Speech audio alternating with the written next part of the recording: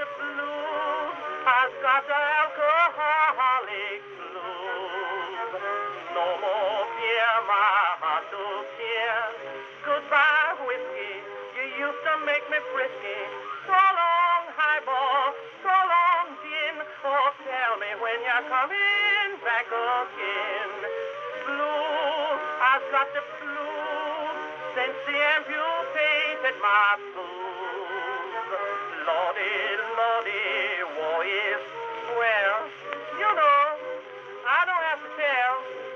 Oh, I've got the alcoholic blues, some blues.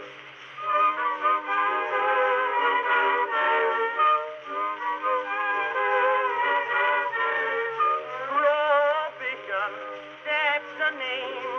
Prohibition drives me insane. I'm so thirsty, soon I'll die. I simply grind, evaporate, I just that dry. I wouldn't mind to live forever in a train if my thirst had only let me quench, and not with Bevo or ginger ale. I want real stuff by the pail.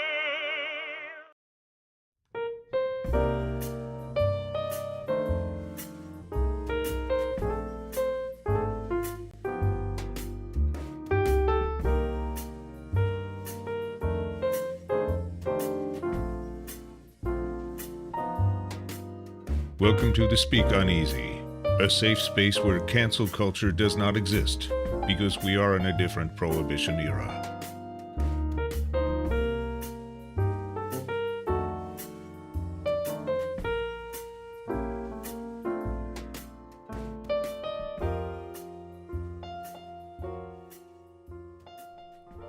Good evening, and welcome to another episode of the Speak Uneasy with your host, the Bartender. Tonight's random read comes from the book of Isaiah, chapter 3, verses 9 through 15. The Lord pleads and judges. The shew of their countenance doth witness against them, and they declare their sin as Sodom. They hide it not. Woe unto their soul, for they have rewarded evil unto themselves. Say yea to the righteous, that it shall be well with him, for they shall eat the fruit of their doings. Woe unto the wicked, it shall be ill with him, for the reward of his hands shall be given him. As for my people, children are their oppressors, and women rule over them. O my people, they which lead thee cause thee to err, and destroy the way of thy paths. The Lord standeth up to plead, and standeth to judge the people. The Lord will enter into judgment with the ancients of his people, and the princess thereof. For ye have eaten up the vineyard, the spoil of the poor is in your houses. What mean ye that ye beat my people to pieces, and grind the faces of the poor, saith the Lord God of hosts. All right, that was the random read, and pretty much what I gather from that is you pretty much sow what you reap, and the way things are going, the evil people are gonna sow real bad what they reap. All right, so tonight's cocktail will be making a cocktail called the French Connection. The French Connection. So let me go ahead and start making that. But before I do so, let me share a little bit of history on the French Connection. I have an article here. Hold on. Let me just change this. Let me just make sure I don't have any amateur night moments right now. Let's do this and this. There we go. Yes, let's do that because we're about to prepare the drink after I read the history here. So this article comes from diffordsguide.com. It doesn't say who wrote this article. Let me just double check here. No, I don't see a name attached to this article, but nonetheless, it comes from that website. So article reads, history. It says, named after the 1971 American crime thriller film The French Connection. This brandy-based cocktail is a sibling to the whiskey-based Godfather. I should have made a Godfather instead because I'm more of a whiskey guy. Oh well.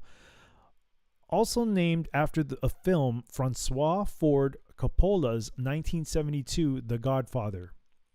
Both cocktails appear in Stanley M. Jones's 1977 Jones Complete Bar Guide and in Mark Torrey's 1987 The Bartender's Cherry. Interestingly, Jones Complete Bar Guide also lists the Godmother, which is vodka and amaretto. Wow, that sounds pretty interesting. I'm not a vodka person though, but it sounds pretty interesting. But doesn't include the Godchild, which is a brandy and amaretto. However, in later years, the Godchild seems to dominate over the very familiar French Connection. Indeed, like the films, the quote God cocktail trilogy have proved more enduring than the French Connection. According to the Bartender's Cherry, the difference between a Godchild and a French Connection is that a Godchild is made with brandy of unstipulated origin, while a French Connection specifically calls for cognac brandy. The French Connection is also served in a sniffer's glass, brandy balloon, without ice, while the Godchild is on the rocks in an old-fashioned glass. It was fashionable at the time to drink cognac in such a glass while cupping and swirling the glass in the hand to warm cognac, like a snob. All right, so let's go ahead and make this thing. So tonight, I should say the cognac of choice that I'll be using tonight would be a Hennessy very special cognac. So let's go ahead and pour. We already got the rocks glass. We already got my ice in there. So let's go ahead and pour 1.5 ounces of cognac into the rocks glass. And this would be called like a highball style of a drink because we're making the drink in the glass. We're not putting it in a shaker or anything like that. It's just straight in the glass. All right. So that's 1 ounce. There's 2 ounces, or not 2 ounces, 1.5 ounces rather. I'm sorry, I apologize. It's 1.5 ounces of, I got Hennessy in there. And now we're going to use our amaretto, which is this Disaronno amaretto. It calls for 3/4 ounce of amaretto. So let's go ahead and pour that into the here jigger, and from the jigger into the rocks glass. All right. Let me get my bar spoon here, give it a little stir. Cool.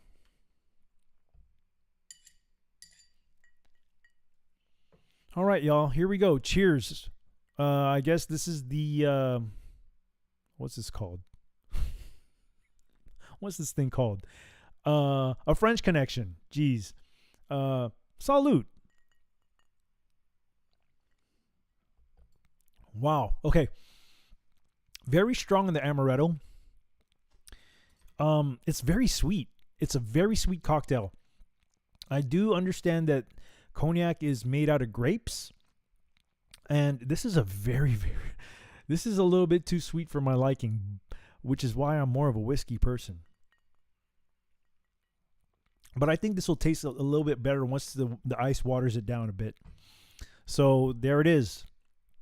The French Connection. So let's see what we have here. Let me go to the bar real quick and see what I got in the chat. Oh, Mr. C. Wow, well, what a surprise. I was just about to introduce you, my friend. Hey, DJ Kurisu, what is going on, my friend? Thank you for coming by. All right. Well, I kind of spoiled the surprise there. But then again, we've been kind of advertising that we were going to do this show together. So I would like to introduce to the bar this evening a good friend of mine, Mr. C. Mr. C, if you would please unmute yourself and join the conversation with me. Well, man, this is the bar, man. This is the bar, and tonight is gonna be a fun show as I do this whole thing with the "This is news" as a question mark. Yeah, it's a little bit of a twist. It's not as serious as the news that you do, and yeah, because you do a lot of digging and you do a lot of serious digging into the news that you look up. For me, I just look for stupid foolery out there and think to myself, hey, why don't I should start doing a show and show people like the foolery going on in the country and maybe even throughout the world. So, I just thought it was a good idea to have you on since you are a man who definitely loves to be entertained by humor. And so do I. So, hey, DJ Krisu, thank you so much for the can, my brother. Thank you so much. He says he likes whiskey too. Dude, I like whiskey too, man. But tonight is just a different thing for me. It's oh, what kind of bourbon are you drinking tonight? Okay, okay. Well, no, Evan Williams is not bad at all. It's not bad. It's not bad. But tonight I don't even drink brandy or cognac or anything like that, and I just thought to myself, you know what? I've never mixed a drink with cognac or Hennessy on my shows. It's always mostly been whiskey based stuff.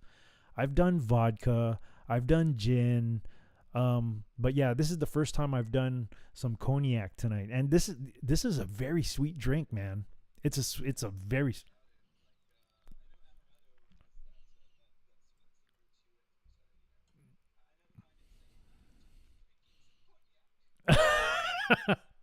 well, I got me some Hennessy tonight. So yeah, this is a very very sweet cocktail. I kind of have to let this simmer a bit because it's just too sweet. It's just too sweet for me. So DJ Chrissy, you can't hear him? Oh, okay. Whoa. Okay, that's my fault. That is my fault. You know what? How about okay? So go ahead and say something.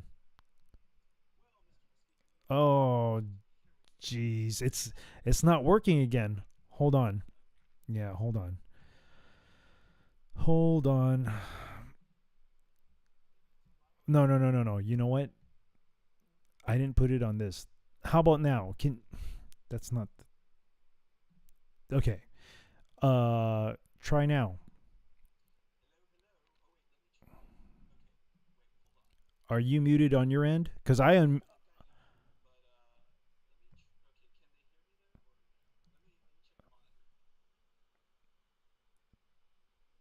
uh, DJ Cruces says he can't hear you.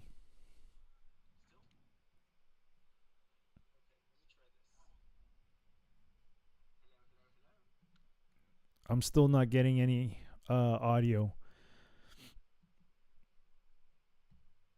Hold on. Let me see this real quick, man. Okay, that's fine.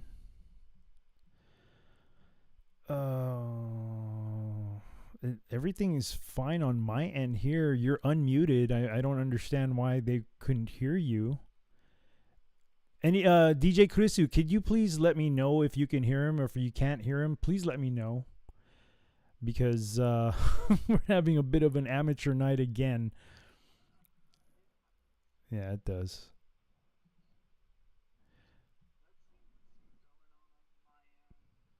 They can probably hear you through my mic, but as far as like the sound, I don't think it says very low. Oh, hey, what's up, Whiskey Blue?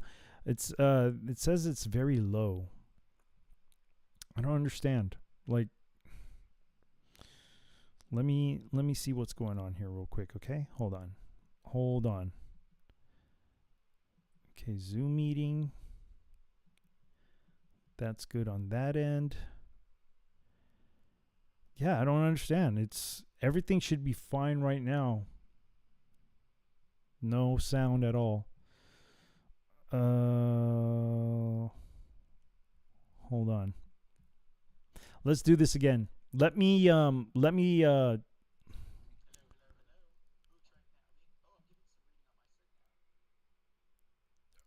I'm not getting any reading on my end on the guest Zoom part.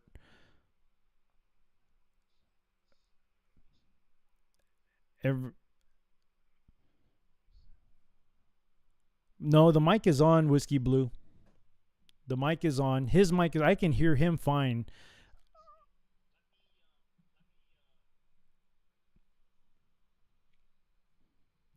Here. Okay, this is what we'll do. Let me end this Zoom meet, and then I'll reboot it again, and then you come back in again, and we'll see if that happens, if it becomes better. Okay. All right. I'll see you in a bit. I apologize for that, ladies and gentlemen. Let me take it here first real quick. Let me redo this thing with the whole Zoom. Amateur night. Let's see. Join with computer audio. I'm connected. All right. So now that I'm on, now we'll wait for Mr. C to call us back up again. I apologize for tonight, guys, but this kind of stuff happens on live streams, you know. I really apologize for that. I'm just waiting for him to call back.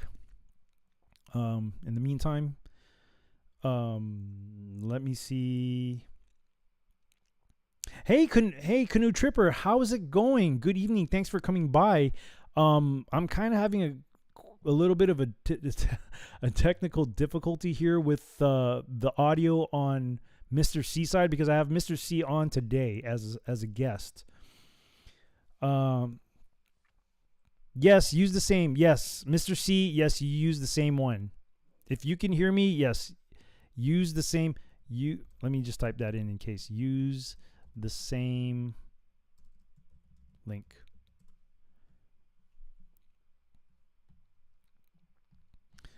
All right. Oh, so for you guys that are just trickling in right now, I made a cocktail called the French Connection. The French Connection. And looks like he's coming through again. Let me see.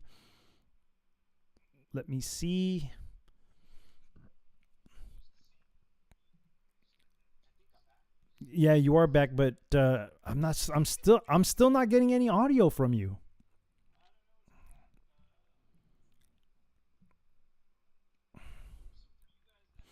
And I can hear background. I can hear I can hear my own conversation with you with a delay on your end.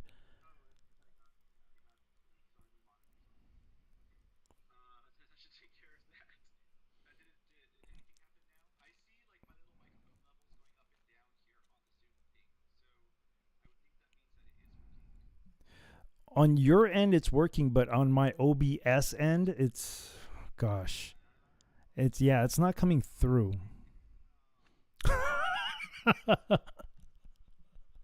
Actually, it's coming. Hold on. I don't know what's going on here. Well, no, they're hearing my end.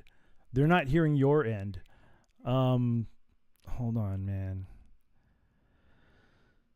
I'm trying to figure this out, dude. I'm not a tech guy, and this sucks, man. This sucks. Anybody can give me answers out there on how to do this thing, because this is a pain in the you know what. Let me see. Let me see if I can add an audio thing here.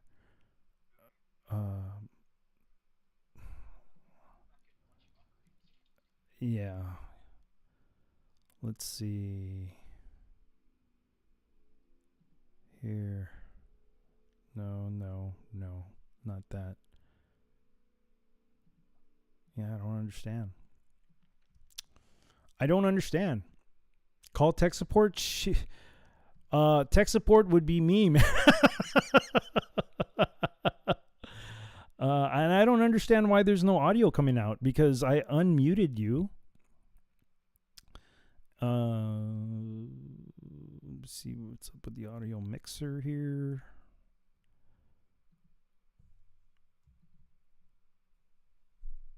See what's up with the properties. No, it's not the properties.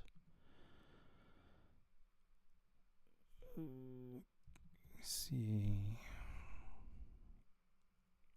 I apologize everybody for the amateur night here, but it always happens here on the Speak Uneasy because I just not a I'm not a tech guy, and this stuff happens to me all the dang time. All the dang time. Yeah, man. I don't know why this is not hold on. Let me try going on the regular settings here. Audio. It says you should be good with the Zoom device. Everything is set correctly here. I don't understand. Is there still no roll the credits? Whiskey Blue says roll the credits. Oh my goodness. Okay, so okay.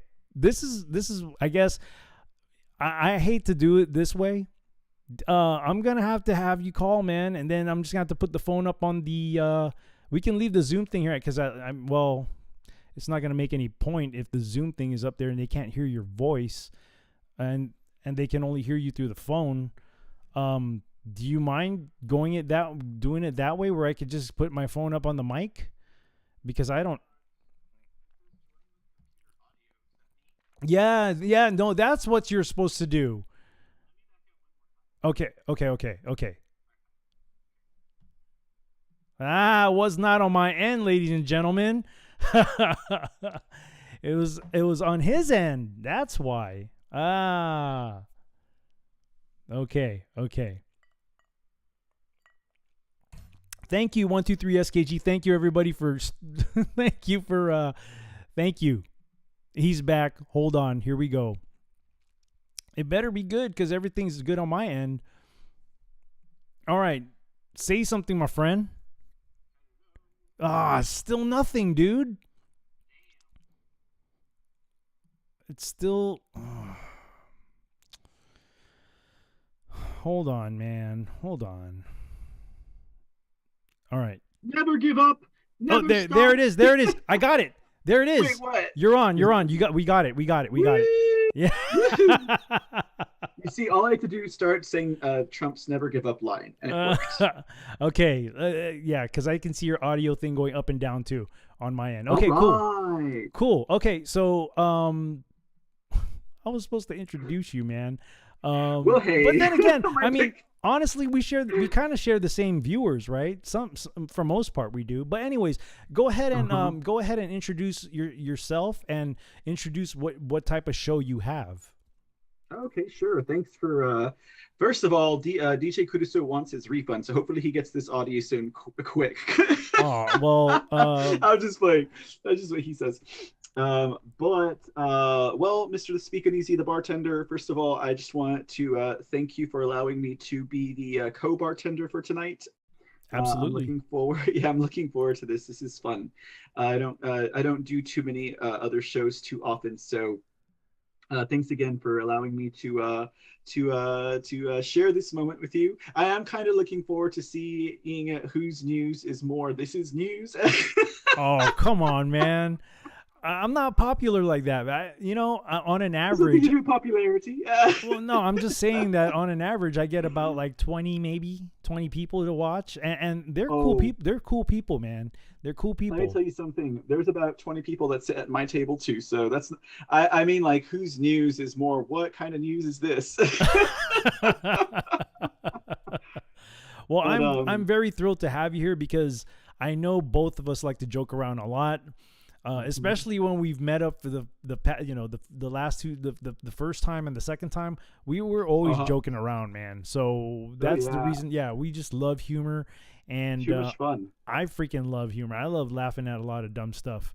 So and even I mean, for me, the part that's kind of like also I think will be a little bit enjoyable is that it's safe to drink at the bartender's place. So you're having, what did you say, a French kiss, or no, what is it called?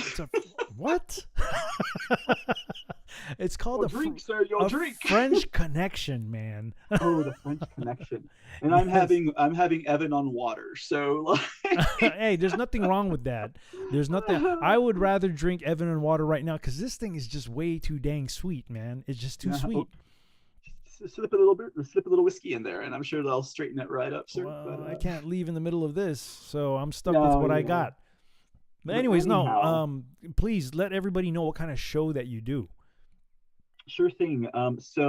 As you might see from my little graphic there, I have a channel. It's depending on where you are, it's either the Mr. C channel or Mr. C TV, and I just run a lot of headlines and do a lot of kind of like that kind of show where we visit headlines, current events, current news, and things like that. And I always say we because I'm a twin and I just never got out of the habit of it, in case I don't have a staff, is kind of what I'm trying to say. Right. No, I get it.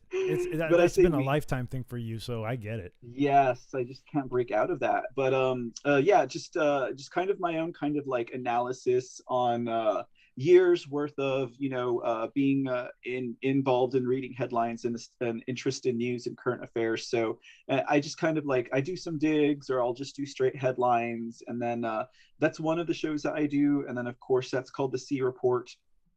And then I also do like Mr. C in the Dark, where we talk about topics that are a little bit grittier, and if we're not just talking about grittier topics, then we're just kind of like really just hanging loose. And then I also do Lone Star News, which, ladies and gentlemen, will be back this upcoming week. We're going to start doing Lone Star News episodes again, and that's Texas news and stuff. So yeah, it's as serious as I let it be, but like for all intents and purposes, it's not stuff I can always laugh about, but it's stuff that I try and bring a little bit of levity to, considering the topics are usually pretty straightforward and sobering. Well, I mean, lately though, you've been really concentrating on the whole voter fraud thing, haven't you? I mean, that's been your peeve. Yeah. And then I also noticed on your In the Dark show, you've been doing a lot of the child human trafficking stuff, which is that's another topic on itself. And being that I used to be a sheriff's deputy, I've dealt with I've dealt with a lot of sex offenders, and but not in a setting where I've caught them in the act. It's more of in a jail setting.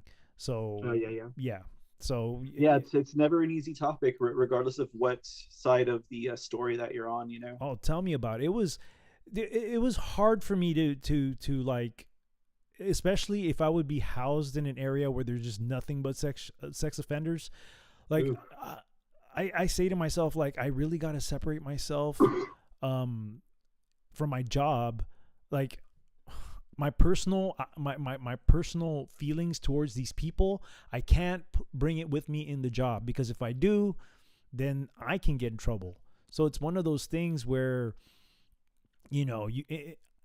in face value, you have to pretend that you're kind of cool with them. You know what I'm saying? So you're able to talk to them and stuff like that. But deep down inside, you know that you just want to do the worst of things to this person because they've done what they've done to whatever victim they've done it to. So when you do those stories about the whole human trafficking stuff, especially with the kids, man, it's a hard thing to listen to, but it's something that's necessary to listen to, because we need to know. Because if we don't know, we won't. If you don't know, then you're not gonna have that thing in you to take action and do something about it. So absolutely. So it's good.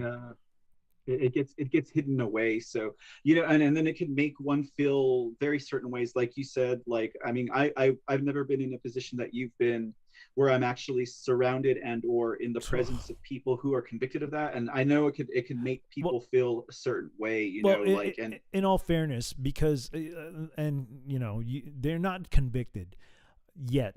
Okay. I see. Let me just explain how jail and prison work. So jail is a holding place because they're still fighting their case. Prison is the place they go to after they've been sentenced. So technically speaking, they're not convicted of anything yet. They're still presumed, I guess you could say, innocent, but held in custody because they're still fighting their case. So once good to know. So once their case is done and they get sentenced, that's when they get shipped off to prison to do their time. And I can happily say I've never been to prison. That took me a minute to figure out what I'm like, oh, okay. I will correct anyone who says otherwise. Well, I guess it's safe to say too that I've never been to prison. But then again, I've been to jail, but in the sense where I've been working in the jail. So yeah, that's a technicality right there. So yeah, so that's pretty much what you do. You do 3 different types of shows. You're such a busy dude, man. You really are. And I'm gearing up to get busier.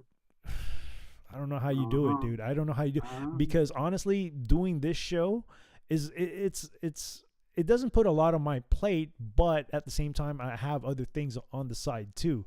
So I'm having to try to balance both things at the same time.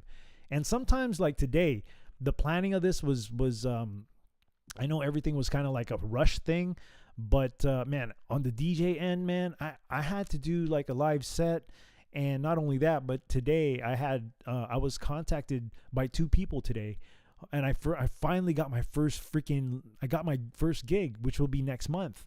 And I'm so stoked about that. Yeah. But now I'm in a predicament where this gig that I'm going to be hired for is for a 70-year-old lady's birthday.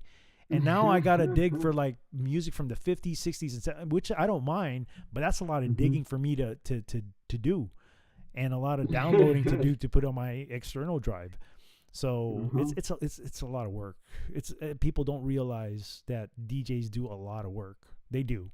At least I do, and I don't even get paid for most of the work that I do. It's mostly to promote myself. So, you know, that's the life. Well, hey, you got to start somewhere, right? No, I totally understand. I'm okay. Anyhow, shall we get started with the This Is News tonight? Let's do it. But, yeah, let's do it. You know, let's hit it. Before I do that, though, I want to say I see some people out there that I really want to say hi to. I want to say hi to, of course, DJ Krisu. My best friend in the world, DJ Krisu. Liz Garcia. I see Liz Garcia out there too. Liz, it's really nice to see you all the time. And I know even outside of the show, you and I kind of message each other. And I think that's cool. I hope everything's going well with the family too, because I have been praying my butt off ever since. Can I ask you a question? I'm sorry, go ahead. I didn't mean to cut you off. No. Go ahead. It's hey Liz, what's up, sweetie? It was kind of about Liz Garcia. I was going to ask. So, do you think do you ever see a group of us heading down to Liz Garcia's way to go spend the day at the beach? Well, if we plan it out, it might work. But then again, all right, Liz Garcia, get ready. We're coming. How far is she's in El Paso? No. She's down in the valley, and then so basically from where you're at, it'd probably be about a 6 or 7 hour drive to get to the crystal clear water and white sands of South Padre Island. It's totally worth it. Just ask Liz. Okay, well, if it's totally worth it, then we're gonna bring your family. We're gonna have to plan it. Then we're gonna have to plan it. That would be amazing. You guys would love it. I know your whole family would love it. SpeakUNeazy. Shoot, I would definitely love it. But it's going to have to be sometime in the summertime, though, with the heat, so we can get into that water. You know what I mean? Oh, heck yes. Yeah. Let's see. I see 123 SKG. Thank you again for showing up. I also see Canoe Tripper, man. Canoe Tripper, my first interaction with you was at Mr. C's channel in Rumble. And then... I was glad to hear that you stood up for him with that troll, man. I was like, man, Canoe Tripper's a solid person, man. So thank you for coming to the bar. Slayer. Yeah, He's a troll slayer. thank you for coming to the bar. Thank you so much. I see Disco Ball Chaser out there. Good evening to you. What's up, sis? Let's see who else is here. Yeah, that's pretty much everybody that I've seen on the chat so far. So, good evening to each and every one of you. If I'm not reading your chat just yet, I'll probably get to the chat as soon as we finish the first article, because I don't want to be holding. We only have 4 articles to review, and sometimes the reviewing of these articles can take a long time because I like to rant about shit all the time. So, anyhow, let's go ahead and go to the first article here that I have. Let me give you the screen share real quick. Let's see what we got. Look there, and okay, can you see it? I sure can. Okay, let me give them. There it is. Okay, so here's the first article that we have from review, and of course I go to my go-to, stupid.news. This article was published this month on the 8th, which was yesterday of this year, by Arsenio Toledo. Article reads, and mind you, because I'm in other platforms as well, I have to mind certain things. I have to remix certain words. So please bear with me when you hear me talk. Are we on YouTube? Oh, yes, we are. Oh, okay. It's a good thing you told me that, because I would have just been violating her mental. I would have been violating her mental, whatever it's called, cervix all night long. Yeah. You know what? No cake for her. Yeah. So we're on YouTube, we're on Twitch, we're on Facebook Live and Twitter Live as well.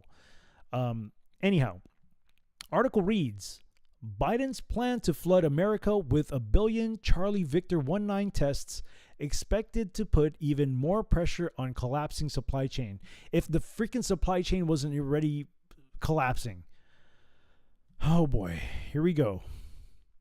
The federal government has promised to provide every single household in America with up to 4 rapid antigen Wuhan Charlie Victor 19 tests, with taxpayers shouldering the cost. Of course, the taxpayers pay for it.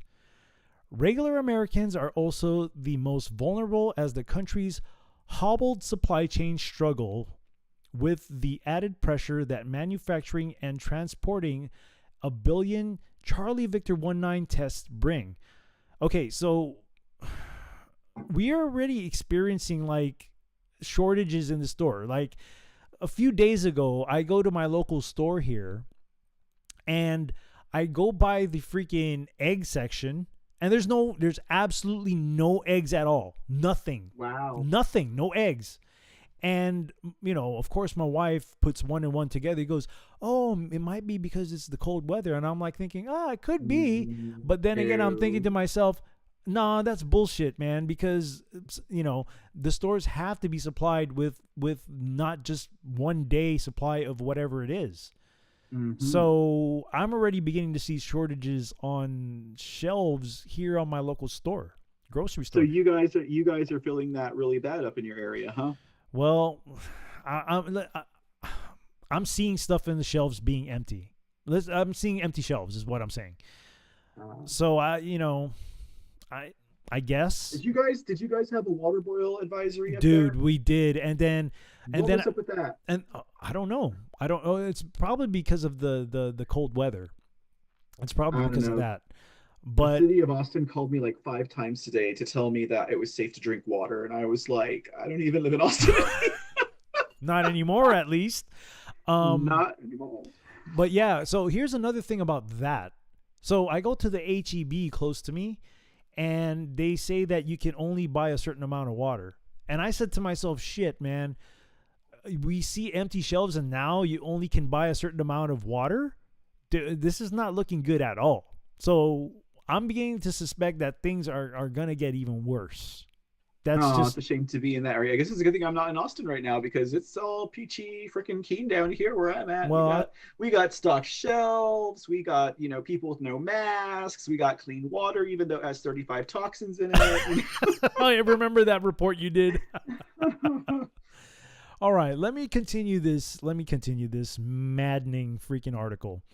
To do this, President Joe Biden, or I should say President Brandon, and his administration have promised to make available up to 1 billion of these tests for distribution for a whopping cost of $53 billion, which is all paid by us.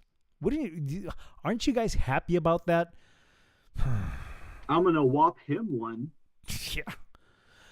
Of which around 29 billion remains unspent. Are you freaking kidding me, dude? Like, why don't you freaking return the money that you guys, what are you holding the money for?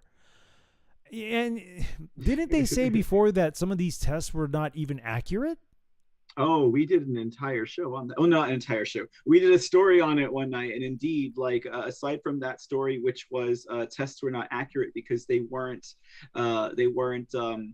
refrigerating. They were putting them in garbage bags. Are you kidding me?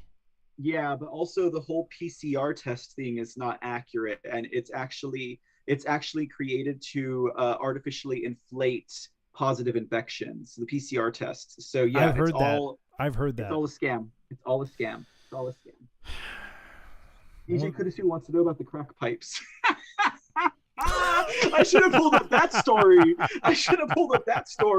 Well, what were we thinking? Speak Uneasy. We totally dropped the ball on that one. Hey, you know, there's a chat thingy on the side. Just shoot me the link, and we'll go to that one instead of Adele if you want, man. Why not, right? Let me keep reading this frustrating thing here.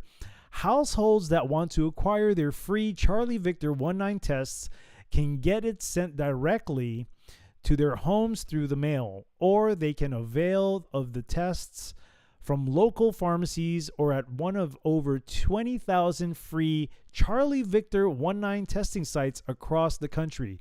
Dude, those testing sites are a scam, bro. They're a scam, dude. Yep. There's litigation. The Brandon administration is even forcing private insurers and group health plans to cover the cost for up to 32 rapid antigen tests each month for a family of 4. Dude, there's some money peddling going on with the freaking insurance companies at that point, dude. Oh, you know it. This means that every single one of the 200 million or so Americans currently on private insurance plans asked for the maximum numbers of tests they are allowed to get for free each month.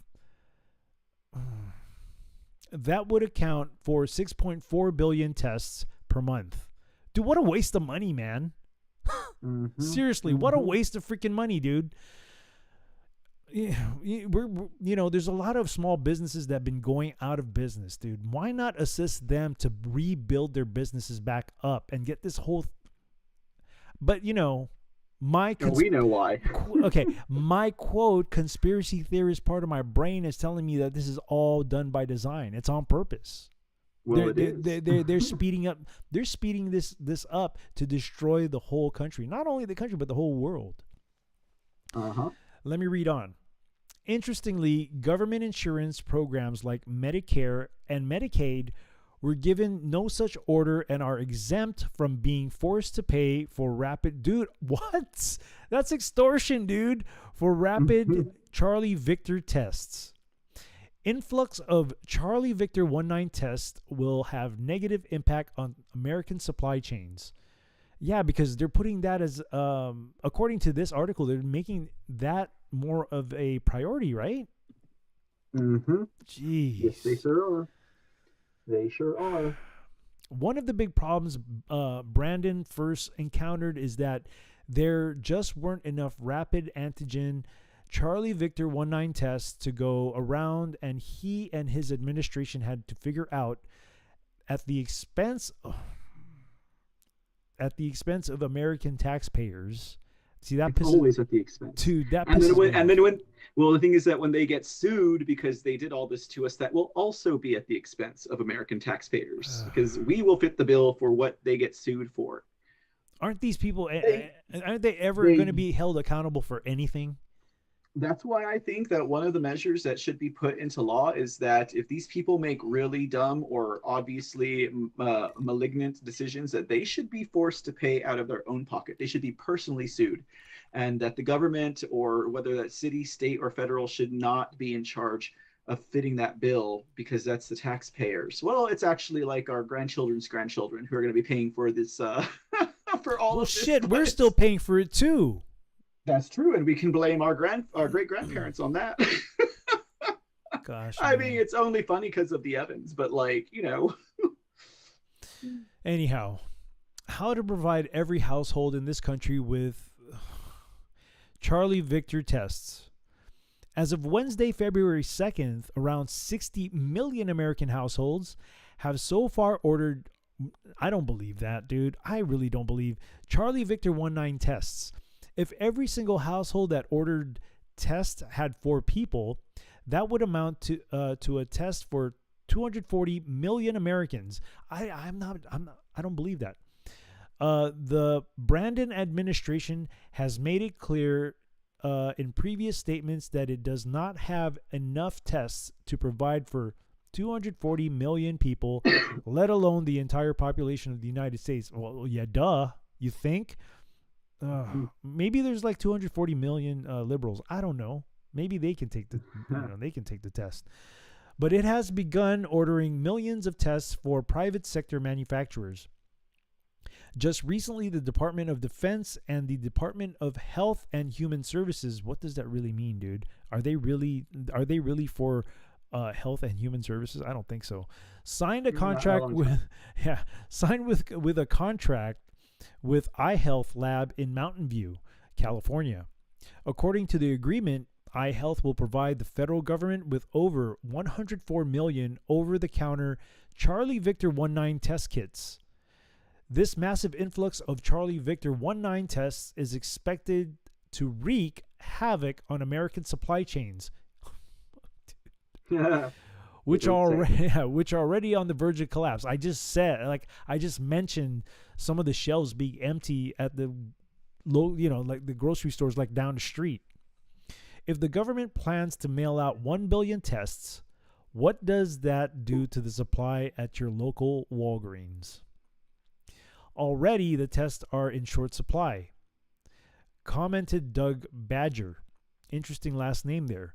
A senior fellow at the healthcare nonprofit research organization, the Galen Institute, and the conservative think tank, the Heritage Foundation. I don't think this parallel distribution chain is going to be the best way to do it. Many experts have also pointed out that even if the economic problems this mass testing would cause were taken out of the equation, widespread testing still makes no sense. Dr. Jeffrey Singer, he must be German, dude, of the librarian think tank, the Cato Institute, pointed out that testing broad swaths of the general public are just begging for trouble. It makes no sense to test everyone, symptomatic or otherwise, high risk or otherwise, considering the large percentage of the population at this point has a fair amount of natural immunity. Amen to that, dude. I got to give credit where credit's due, man. Dr. Jeffrey Singer, man. Thank you. I thought it said librarian. He's a libertarian. I'm sorry. I mean, shit. It said catch that one. It says doctor. Shit. Oh my gosh. Assuming that the rapid antigen tests are effective at accurately spotting Charlie Victor 19, Singer pointed out that the focused testing would be a more effective way of deploying rapid tests. Otherwise, the false positives, the mass testing will inevitably bring out will wind up. unnecessarily shuttering much of society. Yeah. No. Yes. So it hasn't already, right? Dude. My grocery store, dude. Test the symptomatic and test those who work with vulnerable people. That makes sense. Don't just test everybody just to freaking test everybody for just the sake of testing them. Such as nursing home workers, hospital workers, and caregivers, said Singer. We need focused testing along the focused protection of if we ever hope to live in a world with endemic Charlie Victor. Mm-hmm. So what does Big Bear Franchi have to say about that? Oh, I don't know. I'm pretty sure. Scroll down real quick. Where did you get this article from? I mean, I know it's from Stupid News. I know it's from Stupid News, but they aggregate news. So I'm wondering where this root article is actually from. I guess is what I'm trying to ask. Well, the person who wrote this article his name is Arsenio Toledo. So I don't know where they got this. I don't know. I honestly don't know where the article came from. Oh, I see. But nonetheless, that's the story, people. I mean, never mind the food supply. Let's just send out freaking test kits because it's more important than feeding people. Mm-hmm. Mm-hmm.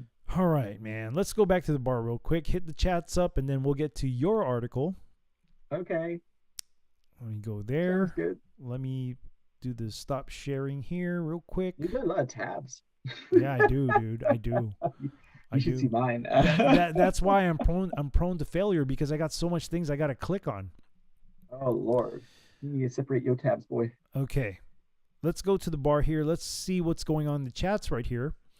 Let us start. Because you know what? Let me skip down because I know a lot of it was me trying to figure out the whole audio with you. Let's see. Okay, so we'll start here with Liz Garcia here. Liz. She says, my phone is too old. I'm kind of attached to it. My brother and I have so much messages on here. He passed last year. Oh, no, I know you told me about that. Mm-hmm. Liz, it's time to move on. You got to let go, you know. I get it because I had a brother too who died, and this was like back in 2000. Yeah, back in 2000. And Liz, that's the amaretto speaking. I'm just kidding. What's that? Nothing. No. I had my legit brother. He died when he was 19. Sorry to hear that. Yeah, it's just, you know, I kind of look at death as, you know, going through the loss of my brother has made me look at death in a very, very simplistic way, I guess you can say. I tend to accept the fact that it's just a part of a cycle of life. We live, then we die. And I know it's, you know, that's just the way I kind of learned from my brother's passing. But yeah, but it took me a long time to get over that. It really took me, I want to say like 2 to 3 years for me to get over my brother's death. And I realized that I had to let go of a lot of things in order for me to keep going because it was a very hard time for me. I was stuck. I guess you can say I was depressed. I didn't get diagnosed for it, but the feeling of always being sad sucks. Mm-hmm. It's a bad place to be. It's a place that you don't want to be. And I still had, like, you know, there were some times where I would pick my sadness over just hanging out with my family and trying to make the best time with my family. That's how bad it was for me. So I learned that I had to let go, and, you know, one day he and I would reconnect again. So Liz, so prayers, love, strength, power, and all of that to Miss Liz Garcia. Yes, absolutely, Liz. I love you. I love you. But sometimes, you know, it needs to be heard sometimes, you know. And I know personally because my brother and I, while we were growing up, we weren't close at all. We were always fighting. But then when I started having my own family, and that was like the last months of his life, we started getting close. And it almost as if God planned it that way, because I was able to kind of mend things with my brother before he passed. but that still doesn't change the fact that he and I wasted so much time fighting. But at least I had that little moment in time to kind of mend things with him before he left. So, I feel your pain. I do. I really do. Much love, Liz. Much love. Disco Ball Chaser says, that's right. This is still America with a C. Innocent until proven guilty. Not the other way around. I think she's referring to the discussion America about, with a K. No, I think she was referring to the discussion we had about the people that were in jail who are still fighting their case, who are still, quote, proven innocent, right? They're still kind of innocent, but in custody. Right. Yeah. Let's see. DJ Cruz says, congratulations. It's probably because we finally got the audio running. Liz says, having a family takes a lot out of my life. Having a family takes, yeah, no, I you're right, and I think I know what you're talking about. See, she's saying beach time, so she wants to go, man. She wants to. Yeah, I'm down. Whiskey Blue says, man, I wish. Crack pipes. Oh my gosh, man. DJ Cruz says, come on, guys. There's the article. That's one of them. Disco Ball Chaser says, my health insurance provider will reimburse me for $20 per month. 20 crack pipes?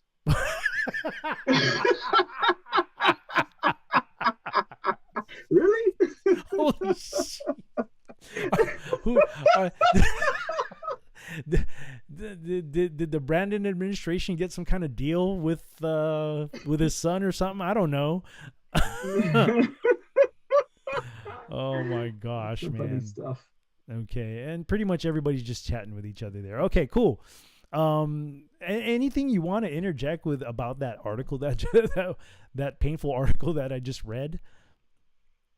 Oh, I mean, what could we expect? I mean, it is kind of like, if we were living in a sane and logical world, that article makes perfect sense to be like, what the hell? Because like, who would have thought we'd be in a land or a world where like they all dress like ninjas and they're afraid of like the wind blowing, you know? Yeah. So, I mean, but what could you expect? I mean, it's like you said, all of this is by design. At this point, there's nothing new. It's just even more obvious and in your face about what it is that they're trying to. And it's gotten so ridiculously cartoonish. It's good to be able to sit back and kind of laugh about it, in spite of the fact that it could really be enraging to someone who's kind of just waking up to this information. Right. No, I mean, but see, people like us who have been awake for a while already, it gets to the point where you can't get mad. I mean, if you get mad, you just kind of like, they win. Not only that they win, but now you're making yourself sick.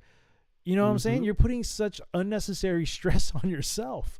So sometimes you gotta laugh at these things sometimes.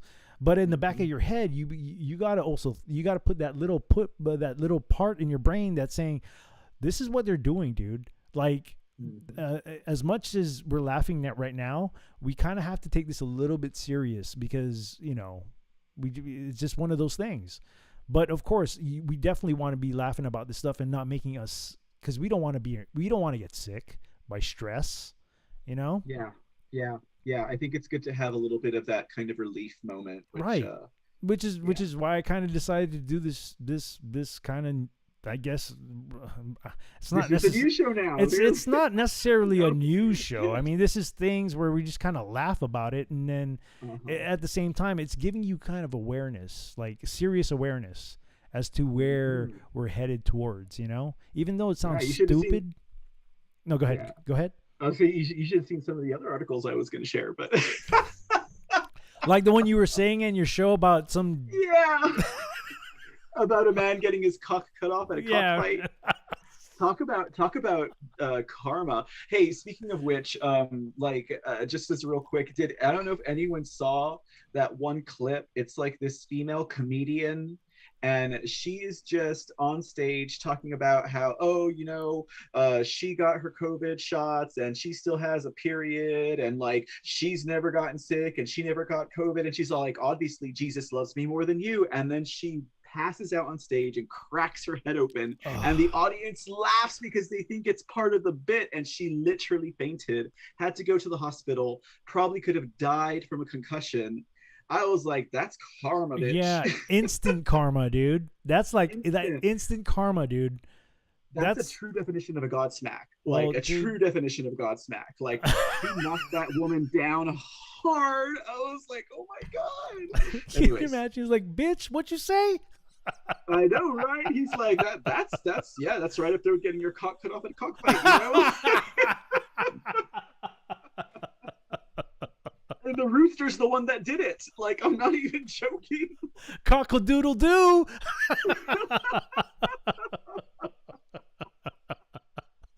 Oh my goodness. I hope you guys are enjoying yourselves out there.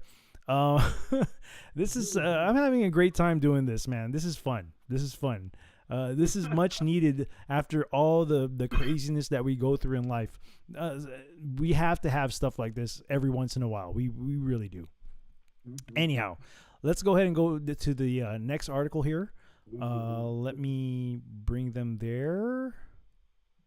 Bam. And then let me do a screen share for you, my friend. Excuse me. Let's see what we got. I believe it's that screen, and bam. Okay. Just let me know when you need me to move the article so I can move it, or I'll just follow along with you. Sure thing. All right, my friend, it's on you. All right, here we go. All right, here's the crack pipe story. I don't know how I didn't think about this when I thought about doing this tonight. And don't forget to use those code words too, man. Like I don't want to get booted out of these. I mean, I really don't care, but at the same time, it's like I still need to build my listenership. You said it, and isn't it funny that we can say crack pipe, but we can't say Charlie, Victor, Jesse, Levitt? I know, this is stupid, man. This is a big shout out to DJ Kudasu for reminding us about this article. So yes, thank you so much, brother. Thank you so much. And Liz Garcia, thank you so much for the can. Love you both. Love you both, guys. It brings joy to hear you. And Liz, it's always a joy to see your name up in the chats and coming to the bar as well. Thank you for coming by. Really, really, thank you. Lovely to see you, Liz. All right, here we go. So this is from Newsweek, which is a dishonorable mention for us, but why the Biden administration wants to hand out safe smoking kits. Okay. They won't even say crack pipe. This kind of reminds me of a story. Actually, it kind of reminds me of the whole giving birth control to inmates in California prisons. Lord. Yeah. Yeah, or even hormonal medicine for those who are in quote transition. Oh yeah, Lord. Yeah, and that's all taxpayer money. Absolutely. Yeah, and dude, like seriously, when I used to work in the jails, bro, and then when some of these inmates have to be seen by medical, it's because they're trying to get their medication for their transition stuff, their hormonal stuff. And here's another thing too, dude. They started giving methadone. Like now we're freaking methadone clinics. Wow. No, I'm serious. I'm so serious, dude. That's what's going on in California right now. They're giving out these freaking all these through taxpayer money. Mm-hmm. Well, it looks like they're going to start doing it for crack pipes also. All right, so the article says the Biden administration will provide grant funding to pay for the distribution of safe smoking kits as part of efforts to reduce harm from substance abuse over the next 3 years. It sounds like they want to get people addicted, is what it kind of sounds like. A number of conservative news outlets reported that the administration would fund the distribution of crack pipes for drug users. I can't. I have to laugh. I have to laugh, man. I can't believe that this is happening. Like this is going to be nationwide, bro. Dude, let me tell you what. there's going to be a surge of cracked out perverts like crazy. I can't even. I like. Oh my goodness. Gosh, I mean, they've already legalized a lot of drugs in California. They have, and it's just the how much you possess. It's how much you possess that makes it the difference between a cite, a misdemeanor, or a felony. It's just how much you have on you. So how much methamphetamines do you need to this? I couldn't tell you. I think it's I don't remember. I don't remember because I'm trying to forget everything. I'm trying to forget everything I can about that stupid job. I really am. Well, the one thing I'm wondering though is after Biden hands out his son's crack pipe collection to America, and are certain states still going to have laws against being a meth head? And if that's the case, will the pipes that Biden hands out be marked in a specific way so they know not to arrest those ones? Or I'm assuming that every liberal run state or city or whatever, they're the ones who are gonna. I don't know, man. I don't know. I mean, I shouldn't even say that because I worked where I worked at. It was supposed to be a quote conservative county. Bullshit. The top cop that I was working for, meaning my boss at the time, he has an R in front of his name, but he ain't fucking R. Hell no, dude. Yeah, it's probably lowercase r, right? Fuck, I don't know, dude. Or it's probably an R hiding behind a rhinoceros mask. It was he's like Arnold, bro, because Arnold was an R. It's not a tuba. Yeah, it's not that, and I lied. It's not a quack. Yeah, he's gonna be all. It's not a quack pipe. It's not a quack pipe. What is he gonna say? It's a medical assistance kit. Oh my gosh! Goodness. All right, go ahead. I didn't mean to. I didn't mean to. Interrupt. Well, do what you got to do. Okay, so it says here, this is from Circleback Saki. She says, they were never part of the kit. It was inaccurate reporting. Okay, Circleback, I guess. Now it says, safe smoking kits are one piece of equipment on a list of 20 items the Department of Health and Human Services outlined on the grant application for its harm reduction program. Oh my gosh. The primary purpose of the program to reduce the risk of infection among drug users. Next thing you know, they're going to start handing out needles. Yeah. Right? Well, they're already doing that in some places. They really are. They really are. No, I'm serious. I'm serious. They are already. And you know what the spin is? The spin is freaking diabetes. That's the freaking spin, bro. Ah, interesting. Yeah. So it says here, HHS Secretary Javier Becerra and Dr. Rahul Gupta. Hey, the good old Gupta, huh? Gupta from the Office of National Drug Control Policy issued a statement explaining the proposal. It says, HHS and ONDCP are focused on using marijuana. Do you see that big picture of marijuana? Oh, yeah. Sticky icky right there, man. That's sticky icky. And then they had a sticky icky old child chomper. The Queen Elizabeth was also there a minute ago, and it scared me. Anyways. Ooh.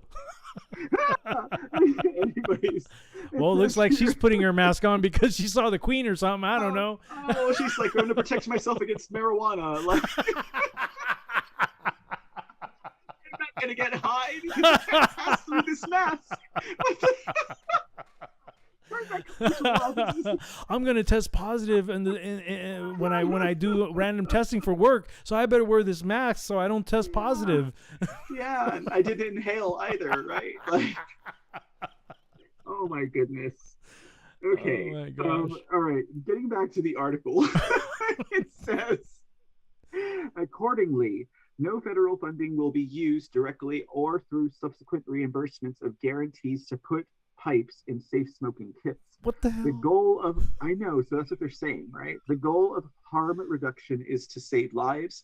The administration is focused on a comprehensive, I know, right? it's a contradiction in terms. We're going to give you a free crack pipe to save your life. it's like they're having a come to Jesus moment, right? And it's like, and you know what blows my mind? People actually believe this shit. Uh-huh. Yeah, they will defend the government for putting crack pipes at the disposal of everybody. It's amazing. This is gold right here. Okay, so it says the administration is focused on a comprehensive strategy to stop the spread of drugs and curb addiction by handing out free tools for it. Next thing they're going to be handing out free moon rocks. You know, that's what they call crack in Korea. Anyway,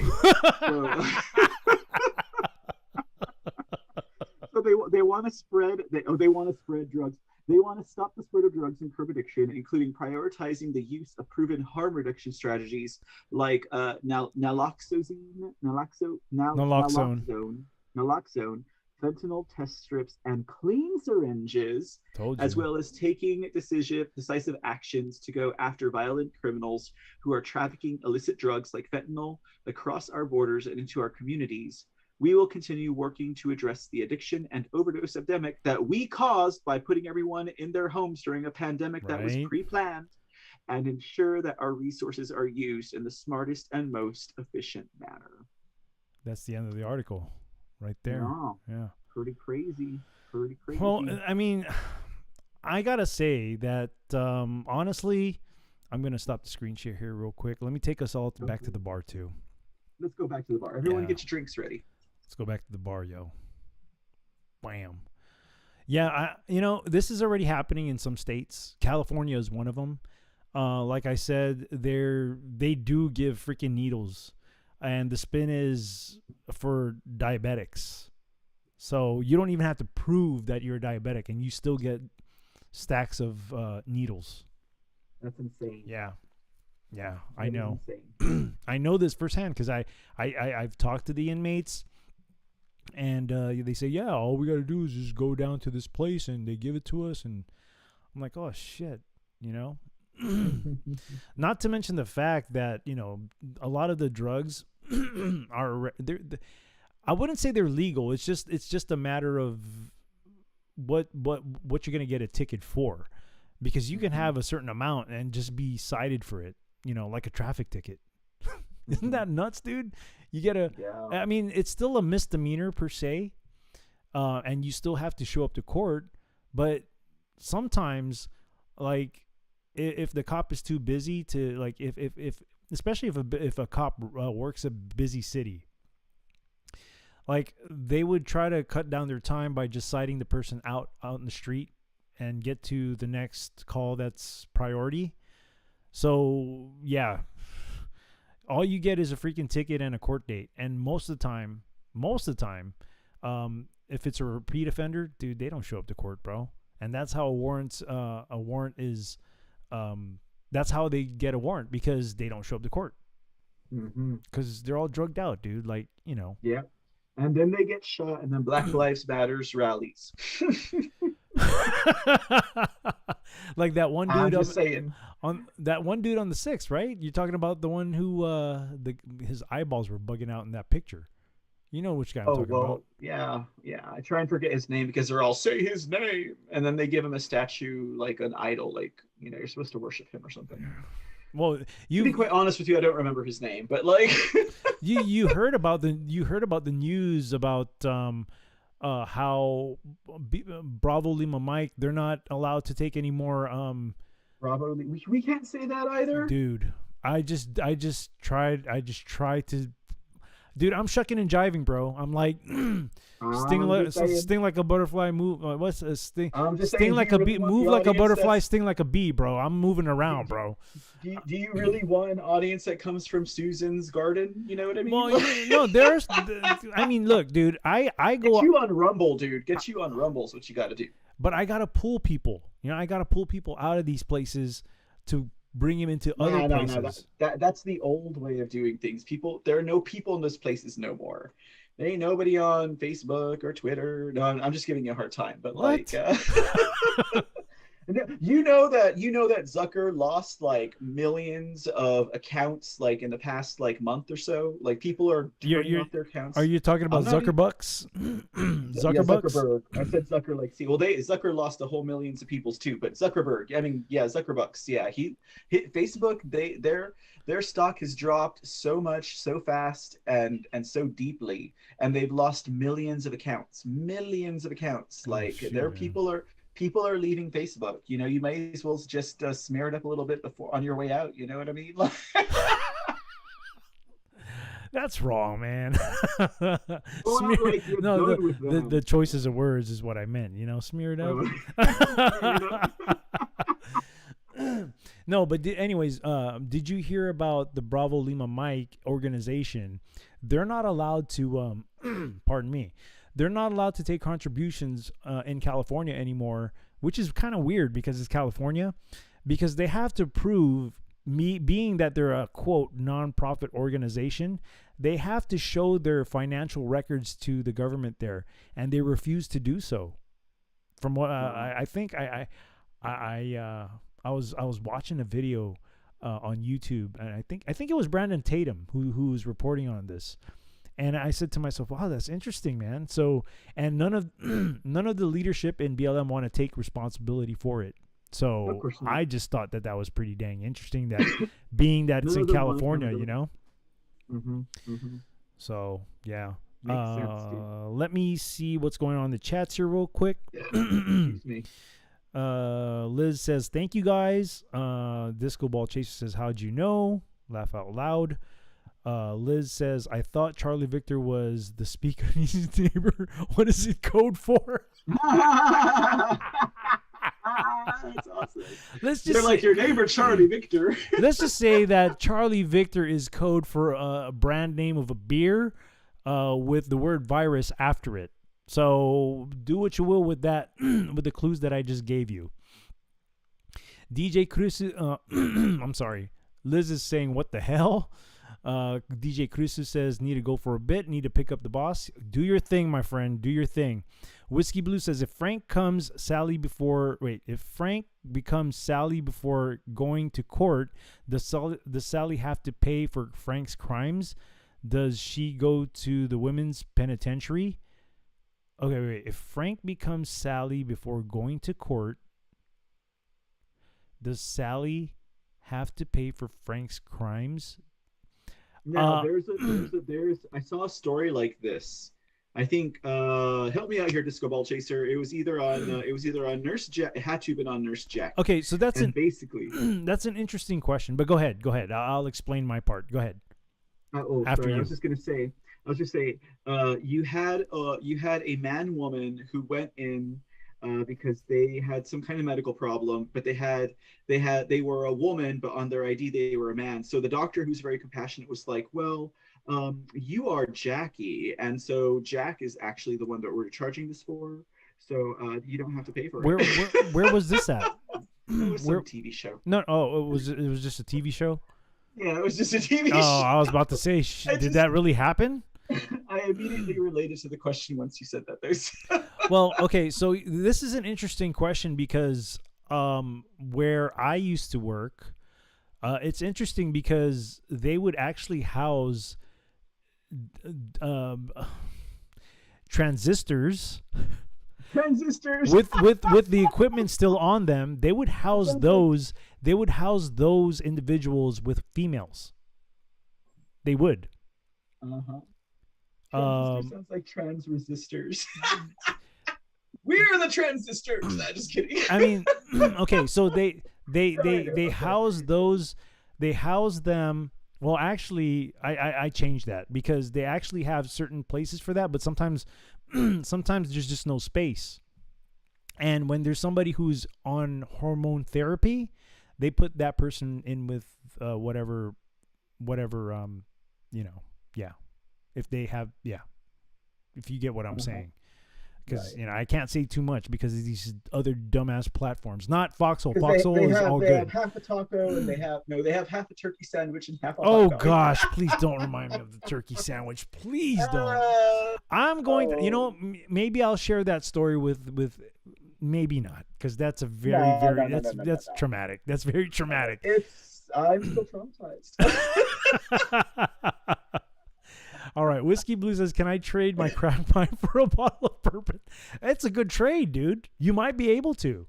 You might be able to. Get enough crack pipes, and I guarantee you, a lot of crackheads would definitely swap that out for you. No, they wouldn't, because they wouldn't have the money to do it. They wouldn't have the money to have the bourbon on hand. Hey, that's true. Anything is possible. I don't know, man. I don't know. Canoe says, "Get to the chopper." Get to the chopper. Whiskey Blue says, "Can I get 100B to autograph on your collector's edition?" Right there, man. Be the first to get your Hunter Biden signed crack pipe. Yeah. Oh man, Liz says, "Que feo nombre." I don't know what that means. What does that? I know nombre means name. How ugly. No, how ugly. Que feo. That's ugly. Liz is praying. No. Liz is praying. Oh my goodness. Yeah, she's praying because she's like, "Please help us from all this stupidity." Oh gosh, this is crazy, man. Oh. Liz says, "Just kidding, guys. I know code name. Just wanted to say it." That's entrapment. SKG, thank you so much for the can. Thank you so much. Thank you for even being here. Thank you so much. Everybody's love you, SKG. Everybody's talking to each other here. Disco Ball Chaser says, "The patient's health insurance was under his government name. He registered with the ER hospital under his female identified name." So that's what you, that's what you were talking about, right? Yeah, and she calls him a shem. Shem. Oh, you mean you don't use it by the proper pronoun by saying them or they? Oh, hell no. I'll be like, "Fool, who taught you? Who English you, man? Who English you, man? Who teach you how to spoke?" Oh gosh, man. I hate to say it.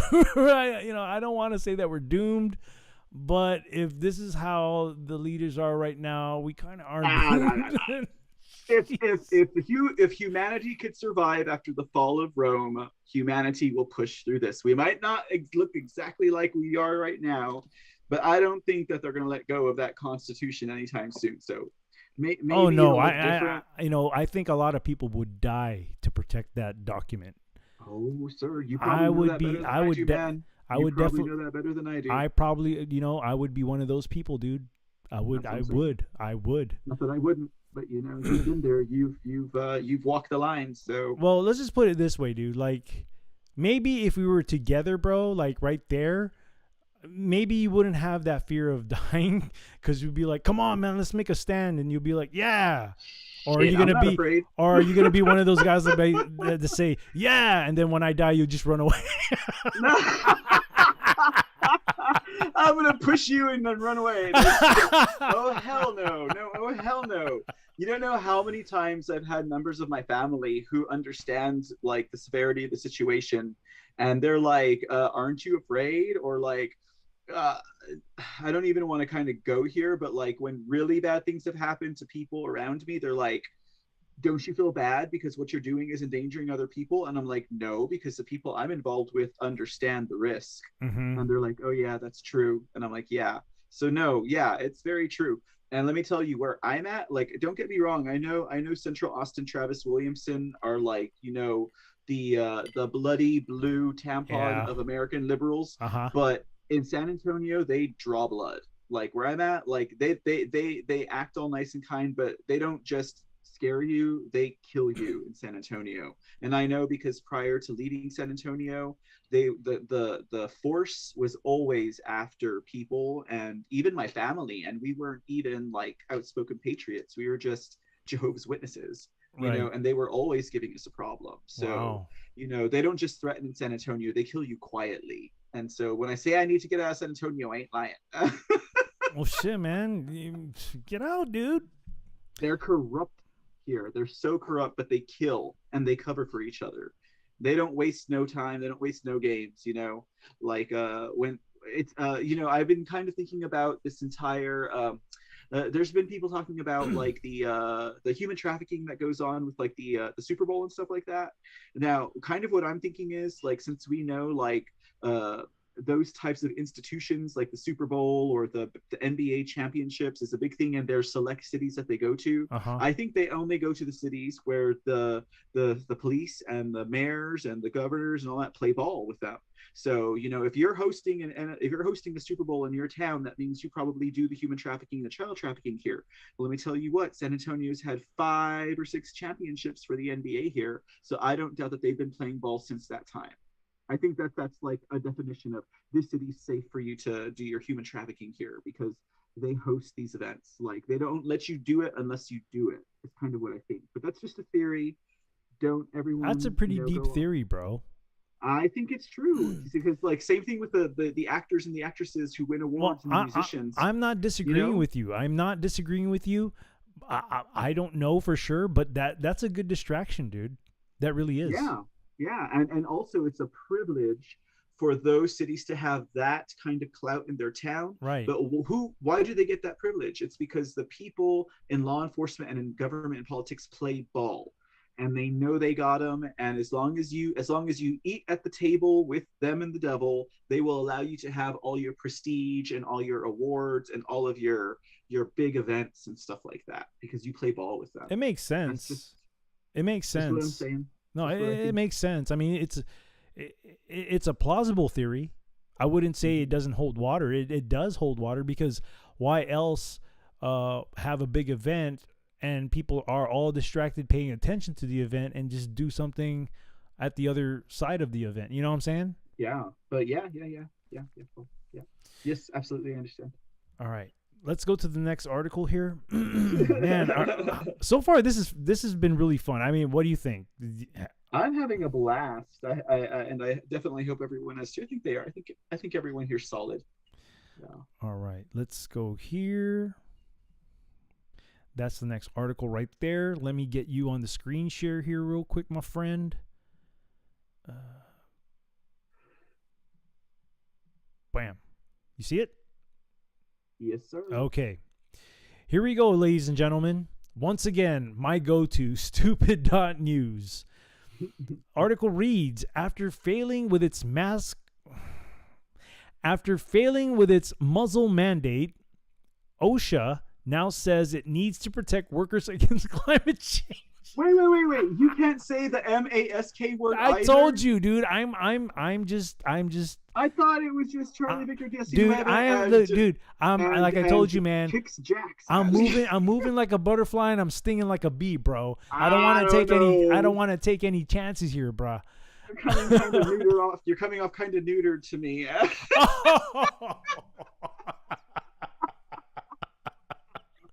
Now you know I'm not.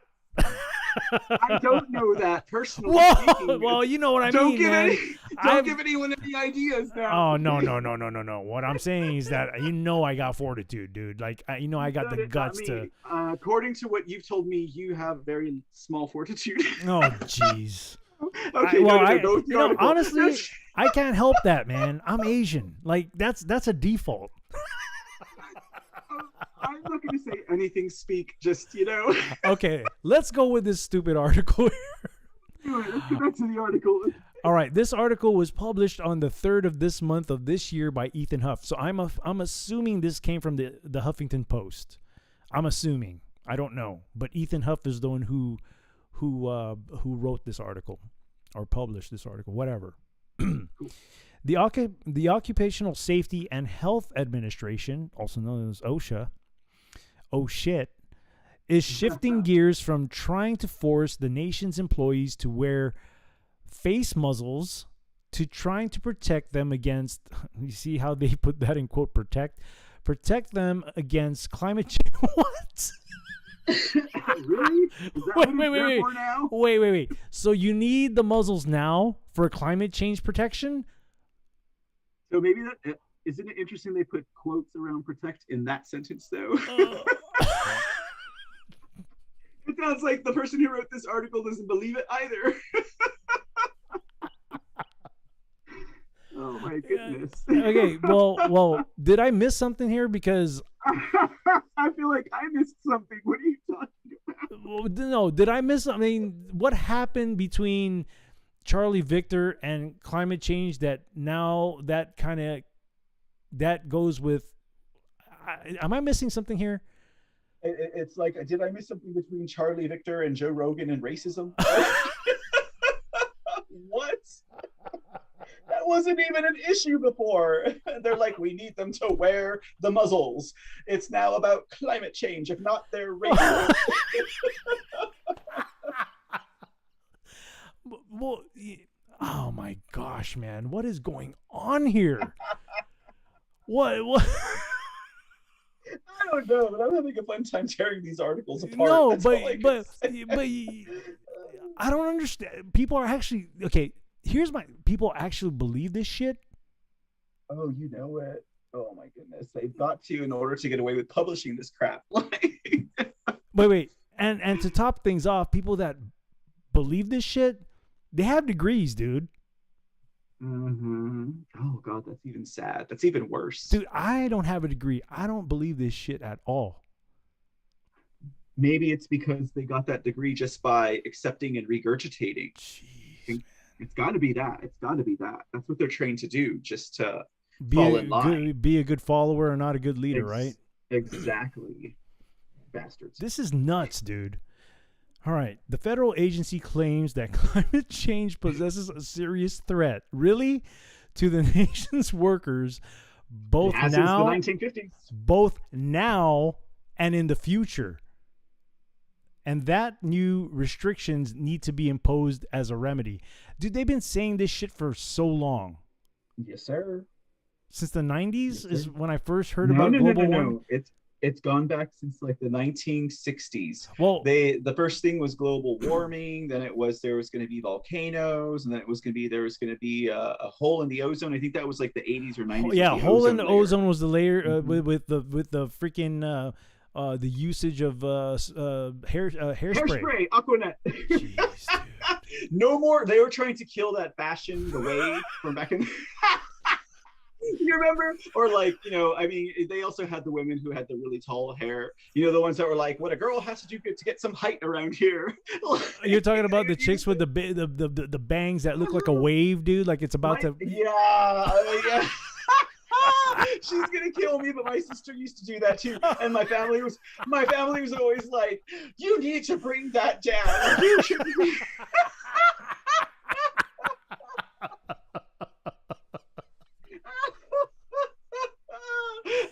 She gonna kill you, dude. She gonna kill you, bro. My mama used Aquanet too, and she had a beehive hairdo in the 1960s, and her mama used to tell her the same shit. So.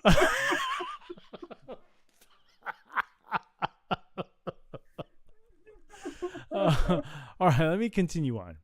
The current situation will worsen as the United States gets hotter. Really? Because where I'm at, it's fucking cold as shit. So heat standards must protect workers from current heat hazards and future effects of climate change, said the Natural Resources Defense Council. Dude, you guys are a bunch of liars, bro, because it's cold as shit, dude. I mean, lately it hasn't been cold, but dude, it was cold last week, and it does get cold here like late at night. Yeah, you would think that they would have figured out to use climate change instead of global warming, but they still haven't figured that out, probably because conservatives called them on it. They're probably not wearing masks. Honestly, the reason why they haven't changed is because they haven't been wearing their masks. No shit, right? They're heavy breathing and getting all that hot air in the solar system. Whatever. Oh, anyways, gosh. Go ahead. Sorry. Heat hurts odor. Heat hurts outdoor and indoor workers. I think this drink is getting to me. And indoor workers across every major industry. So OSHA's heat safety standard needs to protect all workers, not just those at the hottest outdoor work sites, the agency explained in an announcement. Can I ask though, does this mean that they believe if you work in really hot circumstances that you should have a face mask on? Because wouldn't you kind of like, it's, when it's hot, it's already hard to breathe. The air's so thick, and then you're overheating and you have a face Whoa, mask whoa, whoa, on. And whoa, whoa! Hold on, dude, because you're making too much sense, dude. I shouldn't be this many drinks in, but okay. You're making too much sense at this point. You know what we used to say at work? Because okay, so at what the place where I used to work, when people had common sense like ideas, they get punished for it because, of course, supervisors they didn't want to look bad. They didn't want to have this old deputy have a great idea and then have him present his great idea in front of the whole in front of the whole shift, because sometimes they'd ask, like, well, what do you think? And they're pretty smart people, deputies who are smart, who would give their ideas. And some of the higher ranking supervisors would be, they frown upon that, and they just and what happens is they get transferred somewhere else to a less desirable spot to be. So the inside joke was at where I worked at, not where I worked at, but the whole environment that I worked in. The joke that I used to say to my friends is like, when we're talking about something, we'll be like, whoa, whoa, whoa, whoa, you better watch what you say, man, because you make too much sense. You're going to get transferred.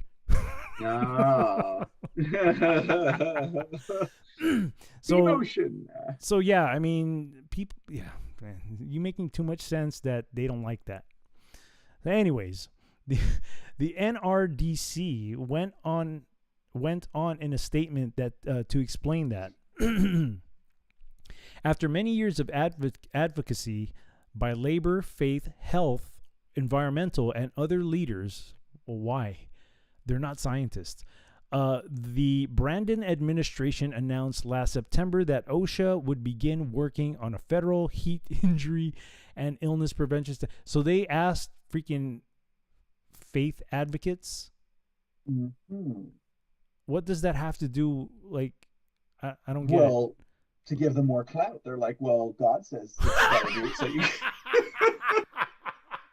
I'm telling you, when the control of the government doesn't work, they fall back on God. Oh my gosh, dude, man, I feel sorry for those people, man, using God. I really do.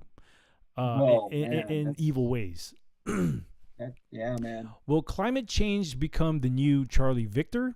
It turns out that excess heat on the job site is already loosely regulated by OSHA under a vague part of federal law called the General Duty Clause. This is why there is already a federal occupational heat safety standard in place. Now, the Brandon regime wants to create new federal heat injury and illness prevention standards to include a legally enforceable set of heat-related requirements for employers to follow. Well, it falls back to what you said. Like, if it's hot, do they still have to wear muzzles? Because it makes it more hot and it makes it more difficult to breathe. Seems like that's what they want. Jeez, man. If that's the case, just tell people to put plastic bags over their heads and tie it tight as they can. Because that's we pretty might get there. It sounds like we might get there, Speak. Oh my goodness. Employees in hot and humid Florida, for instance, would require special heat remediation accommodations, while winter workers in Maine would need special warmth accommodations. These kinds of things make sense, right? Do they? The problem is that the sky is the limit in terms of what would constitute a climate change related job injury or death. Oh, they're opening up this. It's being opened up for scams for sure. Much like how many deaths over the past 2 years were categorized as Charlie Victor. Deaths even when they were caused by something else. Like, remember that guy who died in a motorcycle accident and they deemed him death by Charlie Victor? Yeah. That's crazy. Dude, that is so crazy, I man. know. It's almost like Charlie Victor like drove him off the road or something like that. It's a smart ass virus, dude. Yep, smart ass, and yeah, they're coming for you. It is not far fetched to assume that any time the climate is deemed to be changing, there's the quotes again, under new proposed rules, an employer would need to make special accommodations or else be held liable for climate related injury or death on the job site. Dude, this is opening up to scammers already, dude. They're already plotting what to say. The regime is already claiming that global warming is causing workers to miss wages, for instance, suffer debilitating injuries, and prematurely die. To fix this, excuse me, so much laughing, man. OSHA under Brandon plans to use multiple data sources to come up with solutions, giving how the wacky world of government. The wacky world of what? Oh gosh, this guy who wrote this article is awesome. Wacky world of government bureaucracy works. It may not be long before OSHA will be monitoring, quote, climate change, illness in workers, and recording climate change as a cause of death certificates for workers' compensation, commented Mark Morano of Climate Depot. Or OSHA could morph into implementing personal carbon footprint limits on all employees by monitoring their energy use. Oh, gosh. I can see it already, dude. They're going to be doing rolling blackouts, bro. Oh, man. It turns out that the National Institute of Occupational Safety and Health, a research agency created by the Occupational Safety and Health Act of 1970, first recommended heat safety standards in 1972. These standards are not necessarily a bad thing, as they aim to prevent acute or chronic heat disorders and illnesses and heat-induced unsafe acts, and will reduce the risk of harmful effects due to the interactions between excessive heat and toxic chemicals and physical agents. What is a bad thing are the next steps under Brandon, which will politicize OSHA even. Gosh, there goes another organization being politicized even more and steer its policies towards embracing the politics of global warming and climate change and imposing those politics on America's employers. Jeez, man. Don't they ever change their ways of how they freaking like scare people? It's always the same shit, and people always fall for the same stuff, man. Well, I mean, it hasn't worked so far. And I think a good thing is that this entire Brandon mandate with, the little pricks that they were giving to kids and people didn't go through. You know what I mean? Like, OSHA wasn't able to do anything with that. And a lot of people were afraid that OSHA was going to be able to implement this massive, we're going to shut you down and we're going to fine you if you don't get a prick from the government, And so hopefully people will, I'm hoping that since Charlie Victor didn't work and Brandon's mandates didn't work, I don't know if there's a safer word for mandates, or Charlie's laws didn't work, Since that didn't work, I'm hoping that they're going to wake up. I'm hoping that people will wake up to this as well, because they have been singing about, the environment and global warming and all that stuff for so long. It's almost, 30 more years, it'll be like a century, 30 to 40 more years, a century that they've been singing the praises of global warming and climate this and climate that. So people are bound to wake up to that. They always do this shit in cycles, man. Like if one thing doesn't work, let's go 100%. Revert back to freaking global warming. Like, you got it. And people still fall for this shit, man. That's the part I don't get. That people still fall for this. Well, I shouldn't say what I'm hoping because it sounds kind of like maleficent. But what I'm thinking is, with any grace from God, and that's even worse because I'm putting it on God. But like with any grace, hopefully the people who are pushing this or the people who are falling for this all got the jab. I mean, in face value, I would say that, but then in hindsight, I wouldn't, I because don't wish it on anybody. Trust me, I don't. But like, they kind of set themselves up for it. You know no, what I mean? and you're Like, right, mhm. but trust me, man. I used to, I will. I kind of still am like that, and I'm trying to change the way that I think when it comes to that, because I just don't want to be that. I don't want to be the type of person that says "I told you so."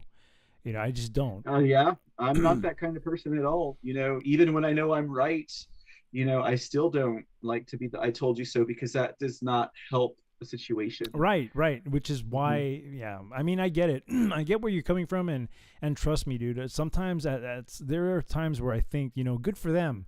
Like they decided to do that for themselves, and good for them. Hmm. But I'm beginning to kind of change my ways and say, I kind of feel sorry for them, because I don't know if it's ignorance. I don't know if they're lazy to just do their own Usually, research. it's pride, narcissism, Pride. and I was ego. about to say that too. It's pride, narcissism, and ego. Like at least 90% of the time. But and they won't even appreciate the fact that people like like us, and that's not to make us sound like we're on a pedestal or anything, but No, like I they know what won't you're even saying. appreciate the fact that we're not going to tell them "I told you so."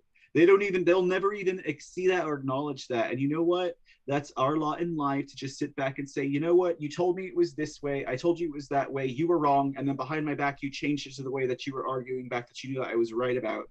And that's just, they'll never even appreciate that. They'll never even admit it because they're narcissists and they're ego driven and they got a lot of pride.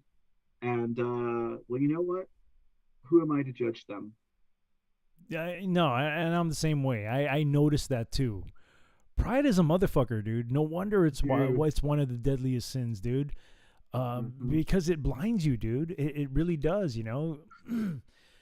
Like people, especially the younger generation of kids, bro. Like they need to be put in their place. They do. A lot of people need to be put in their place, because people need to know that sometimes you're not fucking right, and it's okay not to be right. Sometimes it's okay because you're learning, and the only way to learn is to freaking make mistakes. You Mm-hmm. can't be perfect. If you were perfect, then fuck, dude. We wouldn't have. If everybody was perfect, I don't think we'd be in the. We would. I don't think we'd be in this. In the situation that we're in right now. You True know. that, but then the question is, how does one define perfect? Because the narcissists are like, well, perfect means I'm always right. Everyone's always right. You're right. You're right. But obviously they can think whatever they want to in their own little world. But the results are going to show no matter what. Yeah, yeah, Results yeah. always That's show. true. You know. The fruit that they bear, right? The You fruit that can we you bear. can spin whatever you want in your head, but when things come out a certain way, and even if you still say to yourself like, "Oh, it didn't turn out that bad," the majority of people will be like, "Fuck that, you idiot! It turned out real shitty." So Hmm. I don't know, Hmm. man. You're right. I hear what you're saying. I hear what you're saying. So let's go back to the chats. This has been a really this has got to be one of the best shows ever, dude. This is fun, dude. I hope if I ask you to come on again, you come on again, and we'll do more of these things, because this kind of lets us loose sometimes. Absolutely, yeah. It'd be my honor. Let's see here. Disco Ball Chaser says the patient's health insurance. Oh no, we read that one already. She continues to say, hence Shem. Okay, I think we read that one, because I remember you saying the Oh, the Shem Shem thing. part. That was funny. That's some See. funny stuff right there. Liz says, I wore that fashion 8 years old, guys. Oh, I think it's the She's Aquanet. talking about the wave. No, no. Yeah, she's talking about the wave. That's the God style back bless you, then. Liz. That was the style back then. I mean, what are you going to do? At 8 years old, she was doing that young rebel stuff. Oh my gosh. Whiskey Blue says, No, you make bikinis out of the to stay cooler. You make bikinis out of the muzzles to stay cooler. Oh, nice one. I got it. Good idea, bro. That's going to be a lot. What? You got 1, 2, 3, 4, 5. So you need 5 of those things to make a bikini, I guess. I don't know. I don't know. It depends on how big you are, Speak. Well, I don't wear bikinis, so that's... Well, you generic, not you specific, okay?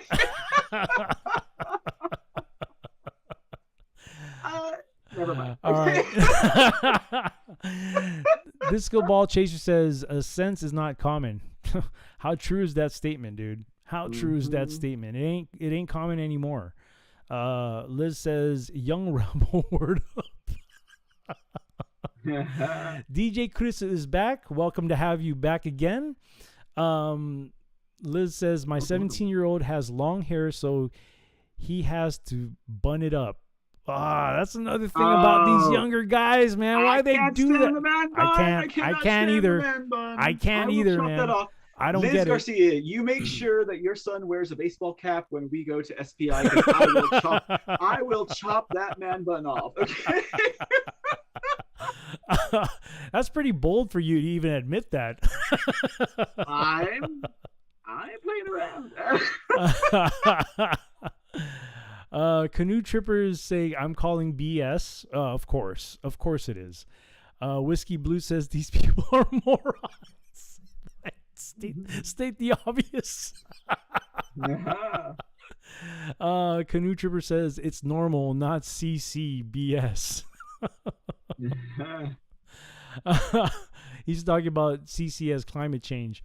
Of Gumball says Liz.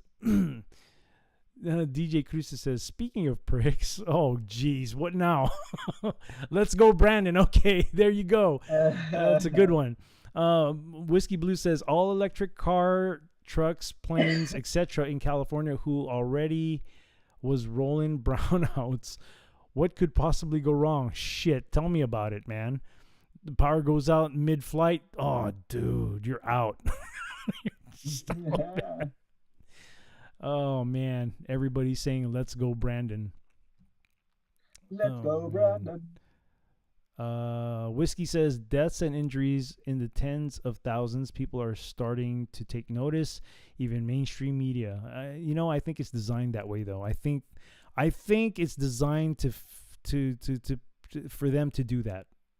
I don't think they want to do that, but I think they're being told to do it. So that's just my take on it. And I haven't been even watching the news. I stopped watching news a long time ago. The only news I watch is Mr. C. And I'm not saying that to kiss his butt or anything. It's truth, because I like to support my friend here. I support him. I support what he does. I'm for what he does. I'm not the type of person to trust the government anymore, because they'll let you down.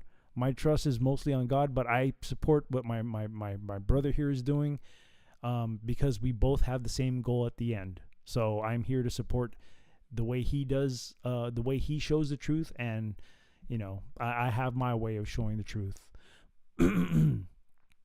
Liz says they are still blind like my older brother. He still says that, and he's a veteran. That sucks. That's crazy liberal.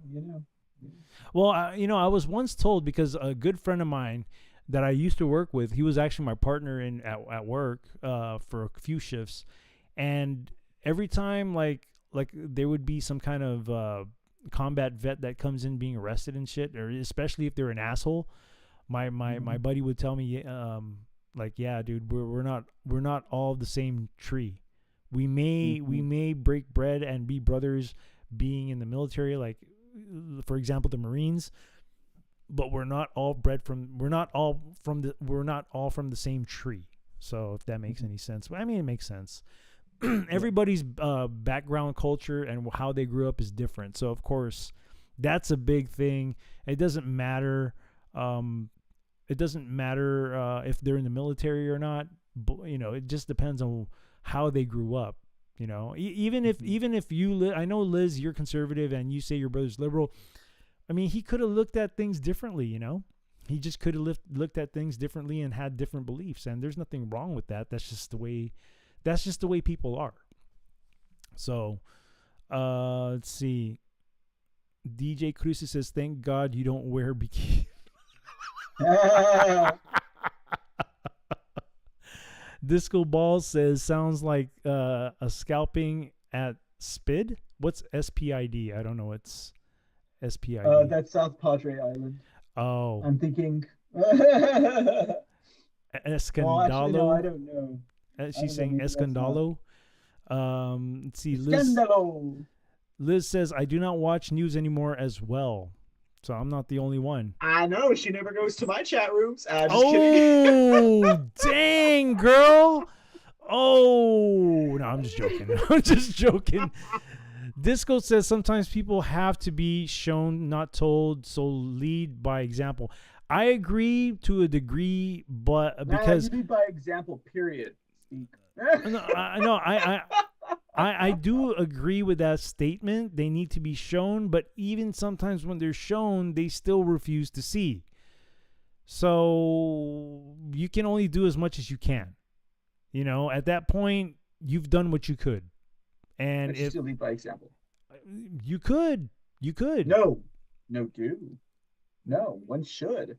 One should always lead by example. Well, I mean, always. Okay, so you should always live by what you preach. Exactly. I do. I may not be perfect at it, but I do it. I do as I say. But I also say that I am not perfect because I am full of faults. I still make a lot of mistakes. It's hard. It's hard walking. It's hard walking the path. It really is. Is it? Is it? No, just kidding. It's hard. It's difficult. Let's see. Liz says, "I had to put him on private on FB. He used to get all crazy on me. I still love him." Well, that's all you can do at this point. He's of your blood. You have to love him. Hopefully one day he can see things in a different light, but in the meantime, all you can do is show him. Don't even argue it. I don't the whole debate thing, I kind of get it, but at the end of it all, if you guys come up to where you don't agree, what was the point of the argument to begin with? You know what I'm saying? You could state what you believe in and then just leave it at that. Okay, you make your case and that's it. Just walk away. Don't even debate. Just say what you think and leave it at that. And if it's proven right later on, then so be it. So yeah, that's kind of where I'm at. I mean, I used to debate so many people, man, but now I'm beginning to think that that's just putting too much energy into something that doesn't have a result to it. You know what I mean? Yeah, pearls to swine kind of thing, right? Let's see. Don't throw your pearls to swine. Say that again. I said it's kind of like a don't throw your pearls to swine kind of thing. Like you got to know where to, go into hold and when to fold and when to put the... No, that is true. That's true. But if you already know that this is not going anywhere, what's the point? Yeah, exactly. Pearls to swine. Why waste your pearls on swine if you know it's not going to go? That's a scripture, sir. Just so you know. Oh, wow. I did not know I don't that. just say that to say that. I don't know what scripture it is, but maybe one day you'll pop it open on your random reads and they tell you don't throw your pearls to swine. In other words, don't waste your time trying to change people that are not going to change, because it's like if it's going to reach their heart, it's going to reach their heart, Right. And so just I would definitely doing that. I would definitely keep note of that in my brain, and then if I do hit a random read that tells me something like that, then it'll dawn upon me. So crazy, right? Yeah, that is crazy. That is. Let's see. Disco Ball Chaser says, and as Daddy Trump says, never give up. Liz says, my Foxhole app sucks. Sometimes it doesn't work.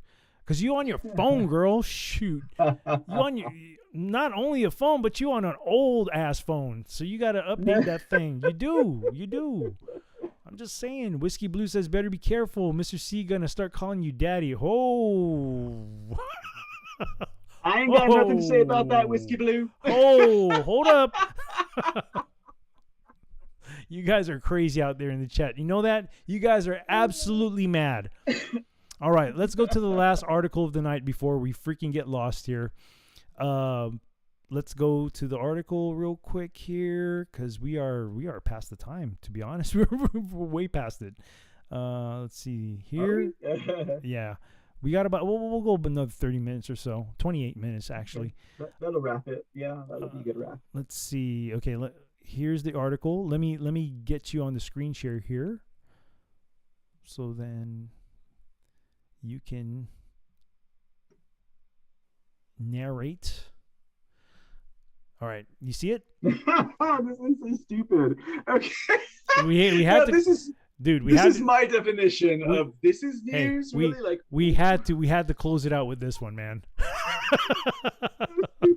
You know what? I don't know if you're able to, but if there's video to this, you should play it also, so we can see how foolish this woman looks. No, because if I play it, or I could play it, but then I have to stop it in between, and then we have to kind of. Oh, the whole connections and stuff. Okay. Yeah, because I'm on freaking Yankee Tango, dude. So. Right. Yeah. I'll try and do it in like a stupid bimbo voice then, whenever she's talking.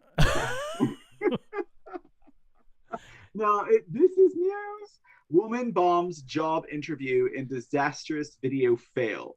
Stupidest question ever. Okay. So for all of you people who are looking for a job out there right now in this economy, just make sure that you don't answer your video interviews because, all of us old people have never had these things. And we were like, what the hell? You have to record a video interview? So it shouldn't be that difficult to get a job nowadays because a lot of people are hiring, I would assume. I would assume so, unless you're this girl. Dude, the quality of workers they have now, I don't know, man. I really don't know how the future is going to hold. I really don't. You know what? I'm not worried about the future, Speak. I'm worried about the present. Okay. Okay. No, I have to be living into today. To be honest, you do make a point. Because if you worry about the future, you're not going to help the present. And worrying about the future, in my opinion, is just putting negative energy on the present. Right. So but you understand, I have kids, bro. So I do have to think about the future to an extent because absolutely. But way you can fix that is by making sure you keep your present nice and good. And apparently, Disco Ball Chaser says Matthew 7:6 is the verse for the pearls to swine. So okay, it might not be so random. Well, there you go, dude. Liz Garcia is saying that she needed an Obama phone. Man, you're almost 8 years late. Wait, did she get one? Is that what she said? She says she needs one. Dude, we're like on the we're on the second president after him. Yeah. You kind of late for that. Yeah, I got my phone. I got my Obama phone. All right. Awesome. Go ahead. Do your article.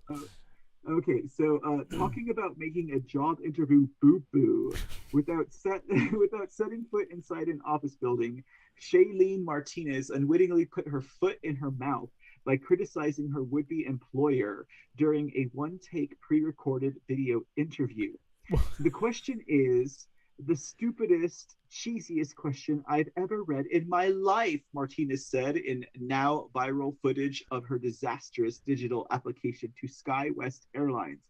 In the clip, which has amassed over 6.9 million views, the troubled TikToker is seen complaining about SkyWest's interview questions to an unnamed male friend on the phone. However, she accidentally begins recording herself on the company's video application platform while she's bad-mouthing the brand. Oh, gosh. Don't do this at home, children. It says, what's your impression of SkyWest's company culture and how does that resonate with you? She mockingly reads aloud. Oh, let me read it mockingly. What is your impression of SkyWest company culture And how does that resonate with you? She mockingly reads aloud in part of the minute and 7 second answer she gives. You have to record yourself answering it, and it's so awkward. Oblivious to the fact that her blase attitude toward the airline is being taped, Martinez begins applying lipstick and practicing. I'm not going to do that. But practicing how she works SkyWest's mission statement into her answer. But her plans to wow the flight executives with well-rehearsed interview responses crashed and burned once she realized that her off-guard commentary had already been captured on their system. Oh no! She gasps. A stunned Martinez as she realizes her wannabe employee faux pas. And she says, I'm so sorry. I didn't realize it was recording. I was practicing, she says. And practicing like what? How she's going to talk bad about her company when she's hired? That's kind of what it sounds like. That's what I'm talking. She just deserves not to be hired. You know what I mean? She deserves not to be hired because you need people with integrity, not people who are just going to be paycheck pushers. They're going to be talking shit about the business. And I say that as a future entrepreneur anyways, okay? He says, attempting to recover after the blunder. So I was going to say, whatever. Okay. Yeah. I was going to what say. I meant to say was. What had happened was Martinez continues before realizing that she only has a few seconds left to complete her response. Sorry, she says as the recording reaches its limit. SkyWest did not immediately respond to the Post's request for a comment. See, why is the New York Post requesting a comment on this story? This story is so not important. The story is so, I mean, maybe it will teach the children of America in the future what not to do during an interview and to make sure they're not being recorded. But this story is so irrelevant to anything else that is going on. Right. Anyways, I think this is just to publicly shame her, dude. Yeah, well, good job, New York Post. I don't want to end up in your pages. Like I said, younger generation people need to be put in their place, and this is perfect right here. This is a good example, right? Perfect right here, dude. Yeah, maybe my disconnect is that in my time, like when this stuff didn't matter, I guess it would not be considered news. But I guess now for everyone under 30, they're like, oh shit, that happened to me one time. You know, here you are digging on stuff that's relevant to voter fraud. You got stories like this, dude. And you know, New York Post is usually known for like doing like weird. New York Post does good work. They do. They do good work, but they do off stuff too. Yeah, like that's this, what I'm saying. Know? They find weird stories. They do. So this is a good way to publicly, this is a good way to put the youth in their place, man. Gonna set them straight. Yeah. You don't hurt them physically, but you do shame them because they need they need to understand that they need to be put in their place, man. A lot of these kids are so entitled, and I blame a lot of those kids to be like that from people of my generation, because these are kids that are the parents are of my generation, which is kind of weird. They're your generation. They're partly in mine too, and I say that because the people in my generation are mostly the school teachers who are like with the pink hair and teaching kids how to masturbate and how to be confused about their gender. Those people, because they're usually in their 20s to 30s to almost 40s. That's generation millennial, right? Yeah, I'm not millennial, but you're a Generation X, right? Am I right? Yeah, you're X. Okay, unfortunately, I fall in the millennial category, and I went to school with these motherfuckers, and these motherfuckers cowered behind authority the entire time I was there because I was not that person. And I'm like, why are you following my example when you're a fucking adult and you have a family and we're trying to fix society and you want to go and be rebellious and wear a pink pussy hat, wear a mask, and teach kids how to masturbate while confusing them about their gender? What the fuck is wrong with you? Yeah. Yeah, man. Can I say all of that on YouTube? I'm not sure. It doesn't matter. It doesn't matter, man. It doesn't matter. Oh my goodness. I mean, look, dude, I cuss from time to time out of anger too, because you're so uncensored now. You're right. No, but you're right though. You're right. It's their priorities are all messed up, dude. Their priorities are all messed up. They were pussies when I was in high school. But, what the hell happened? And I've always said this before too, is that parents need to be responsible about what their kids are learning, bro.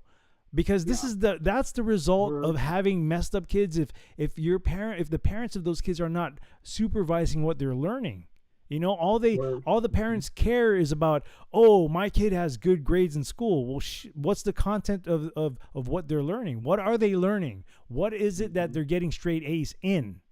Are they actually are they actually learning real math and reading and science and all this stuff? Or are they learning what's that thing that they used to Common Core? Are they learning that stuff to confuse you?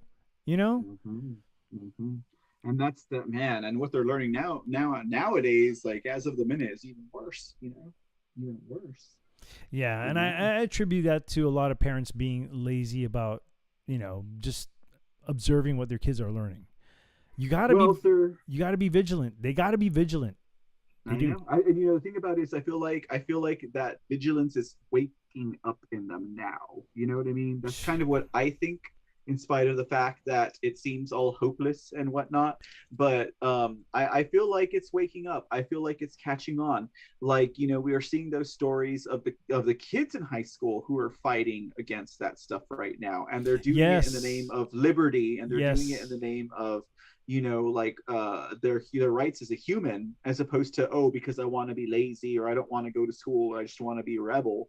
So I think that is a good signal right there, even if it's just in one or two. It's in two now that I've seen for sure, but it's still a good signal, and it's catching on in the media, and they can't silence it. So it's a good signal that things are turning, because we've never heard stories like this before. Regardless of where we've been in the past, we've never heard stories of kids standing up and walking out. I mean, maybe in the 1960s, I guess maybe they had walkouts and stuff like that. No, they did have walkouts too for the whole George Floyd thing. Remember the riots, dude? No. But I'm just saying, I know that's BS. You and I know that that's BS, but it's still a walkout. I mean, they still kind of quote stood up for something, or they just wanted to just skip school that day or something. But that's why. No, okay. but you're right. No, you're right. But these kids are fighting to go back to school, not to skip school. You know what I mean? And you're right. And I've seen stuff, especially in California. There's a bunch of freaking kids who are protesting the whole wearing of muzzles in school. That they're outside of the school not wearing muzzles. They're trying to get into school, but they won't let them in. And I think that's great, dude. I think that these kids they're a lot more sharper than a lot of adults are, man. They really are, man. And kudos to those kids. But those are the younger kids. I think they're like, middle school now? Elementary, maybe? The ones that are fighting back? Yeah, right now. No, they're high school. They're high school. The articles I've read, they are high school. They're full-blown. Don't even question me on this. They're full-blown high school. I did see an article yesterday. My wife showed me an article about a school that my son went to before. That the kids are actually they're protesting to get into school without the whole thing on their face. Well, that's cool, because if that's happening in that area that you know of, this is on the East Coast. I'm talking about the schools where they're in high school.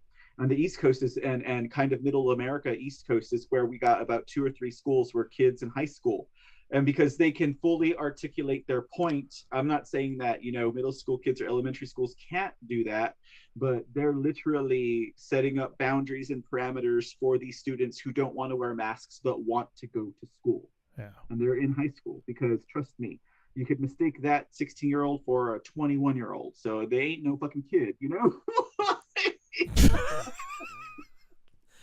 Well, maybe they missed the freaking cat litter in the bathroom. I don't know, man. That's another thing altogether, sir. That's another thing altogether. Honestly, these times, though, to be honest, I think this is the best time for homeschooling. I really do. Yeah. I really do. I mean, I was homeschooled. I say that every now and then. Not many people know that. I was homeschooled in my middle school years. And I am very grateful for it, because I think I dodged a big bullet, because in middle school, I went for the first semester in 6th grade. And I remember going into PE, physical education. And I was a chubby little, insecure little, 10 or 11-year-old. And I'd go in there, and the coach would have like Playboy magazines and all these pornography magazines in his Jeez. note. So I don't even know what I escaped there. For all I know, that dude was fucking molesting children like up and down. He was being a Sandusky. For all I know. Right, right. But he would literally have that crap laying out there, and I never thought about anything about it. But I always remembered whenever we were doing our activities, he would always be making innuendos. And so I mean, I think I'm very lucky that I did not go to middle school. And when I got into high school, I already had kind of my own purview of things. And then I just kind of like put this guard up of gothic black evilness around me, even though that's not what I was. But like, I wore black to keep people away from me. That's the reason why I did it. And then, but if you got to know me, I was like the happiest person in the world, like, and highly educated, even though I'm not smart. So, but anyways, I don't need to talk about myself. Let's Too late. You kind of did already. Let's go back to the chats here. Kiss, what's going on? Good evening, fam. Sorry didn't get a notification. Ugh, hi. No worries. We're about to close out the bar anyway, but thank you nonetheless for showing up. It doesn't matter if you're late, doesn't matter if you're early, doesn't matter if you're mid. As long as you're here, I see your name, we're good. We're good in my book. It doesn't matter, guys. I understand that people have lives out there that they have to live. They got other shows that they're watching. Well, shit. I mean, hey, it's a free yeah, exactly. We respect the free market. It's free market, dude. So like anybody can go anywhere. It's just, I would just say that you missed out on if you came here late or if you're not here. We had a great time today, man. It was fun. It was so fun, and I'm hoping that you and I can do this again. Because this sign me up, dude. This really it just breaks the monotony of a whole work week. Not to say that I have a job, but I still work. I do. Trust me. Believe me. I freaking grind my ass off for nothing. In order for me to get paid, I grind. It's a grind. But that's the path I chose. And one day when I do explain why I chose this path, you guys will understand. Mr. C, I mean, I've told you the story, and I think you can see where I'm coming from why I chose what I chose. Yes, sir. So let's see what else. Thank you for dropping all those links there, Kiss. Thank you so much. It's never expected. I really do appreciate that. You really want to build me up, and I really, really appreciate that. I really do. Don't think that it's unseen, because I see it all the time, and I'm very grateful for it. So thank you so much. Hey, what's going on, WC? Is Kaori a friend? You know what? That person may have been here a few times or not. I don't know. I don't know that person personally. I've seen the name in chats every once in a while when I used to be in Foxhole a lot. But I don't know who that person is, to be honest. Hey, Mr. C, thank you for the shades, bro. It's never expected, bro. It's never expected, bro. But I really appreciate you, showing me the support. Such a fun time. Thanks for having me, bartender. Dude, I'm hoping that we can do this again, bro, to be honest, man. It's been my pleasure. I feel like I am able to you're right, in the middle of the work week, this is a good stress reliever. It is, dude. It is because, especially with what you do. Man. Dude, especially the stuff that you do, because although sometimes I'm just lurking, sometimes I hear the content that you're talking about. I'm like, dude, you're actually, I say to myself, dude, you're actually digging on that? What are you doing to yourself, dude? You're killing yourself. I'm like, dude, you're killing yourself doing that by hurting yourself, man. But no, I really admire the fact that you do what you do in order to get truth out there. That's really good, because we need people like you. And I guess you can say that I'm the other side of the balance to that. I'm on the spiritual side. So, it's fair to say that you're taking care of one end and I'm taking care of the other end. So, I think that's great. I really do. I need as many spiritual warriors behind me as I can get, so I'm just happy for that. Dude, so. you are in my daily prayers every day, bro. And you go through a lot of stuff going through those articles, man. Finding stories like that, especially with the kids, man. That's got to be freaking heartbreaking. It does, because I know for a fact that it's heartbreaking, because I used to deal with these freaking the predators at work. I used to deal with them, dude, and there would be times where like, oh, I want to kill this. I just kind of mumble that in my head, and then I say to myself, I don't want to get in trouble, all this stuff, and it's just a thing, man. It's just a thing. Let's see what else in here. Liz says they walked out in 7th grade when our science teacher got fired. A young rebel. Look at that. Well, you want to talk about rebel? Shoot, I skipped like half of my high school years. That's a rebel right there. Like, yeah, I don't feel like going to school today. And I didn't even have a cause. I just didn't want to go. Oh, my goodness. Kiss, thank you so much for the cookie. Sergeant Sparky, good evening. Look at, he's calling you a goth, man. Java, what's going on, brother? He says he's always worn colors. Let's see. Liz says, I can't get my daughter too bossy to homeschool. Too busy to homeschool. I can't get my daughter too busy to homeschool. Well, if it's important to you, because for me it's important, we made sacrifices in order for that to happen. And if your kid's education is important to you as it is to me, because I take that very seriously, and I was willing to make sacrifices for that. So, if I would recommend that I would highly recommend that you homeschool your kid, because at least you know what the hell they're studying. Let's see. Canoe Tripper says most popular potato ever, LGB. I don't know what's that reference to. Wait, what was that again? Potato. Two Rivers, what's going on, brother? You need all of that bumper you can have. Don't grind it off or you'll regret it later. Trick Pony, what's going on? Smoking out there as usual. Nice to see you out there. Let's see. WC says I was exact opposite. I was stoner, long hair. That was more athletic than the jocks always ask. Why don't you get out, dumb? For I don't know what he was writing there. Foxhole says Java. Disco Ball Chaser, thank you so much for the can. Thank you so much. I'd really like to read everybody's thing here, but it's getting late. And I don't want to hold Mr. C up that late either, because I know he works hard on what he does, and I want him to have a fresh brain. So, this has been really fun, and we got to plan it again.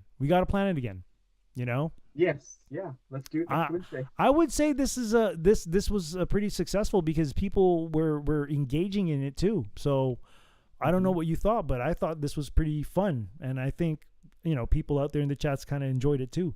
Trick Pony, thank you for the cookie. Awesome. So what do you think? I'm down for it again. Do you want to do it next Wednesday or what? You do the show on Wednesdays, don't you? Yep, Wednesdays it is. Yeah, okay. If you want to, yeah. Okay. I mean, we can talk about it like tomorrow. Offline.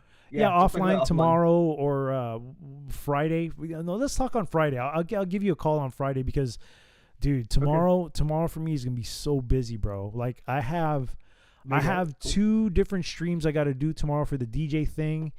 And then on top of that, I have to make a freaking business contract for my first gig, man. My first gig. I'm so happy. Congrats, I finally got a gig, dude. Finally. God came through and gave me a gig, man. It's a 70-year-old lady, but hey, I'm down to play the 50s music, the 60s music, and the 70s music. Hell yeah. The way I look at it is at that age, she's either going to be super appreciative or she's going to be super picky. So... That's true, but you know what, dude? I don't think I have bad taste in music, even when it comes to genre from that era. I still listen to a lot of stuff from old stuff, but not as often.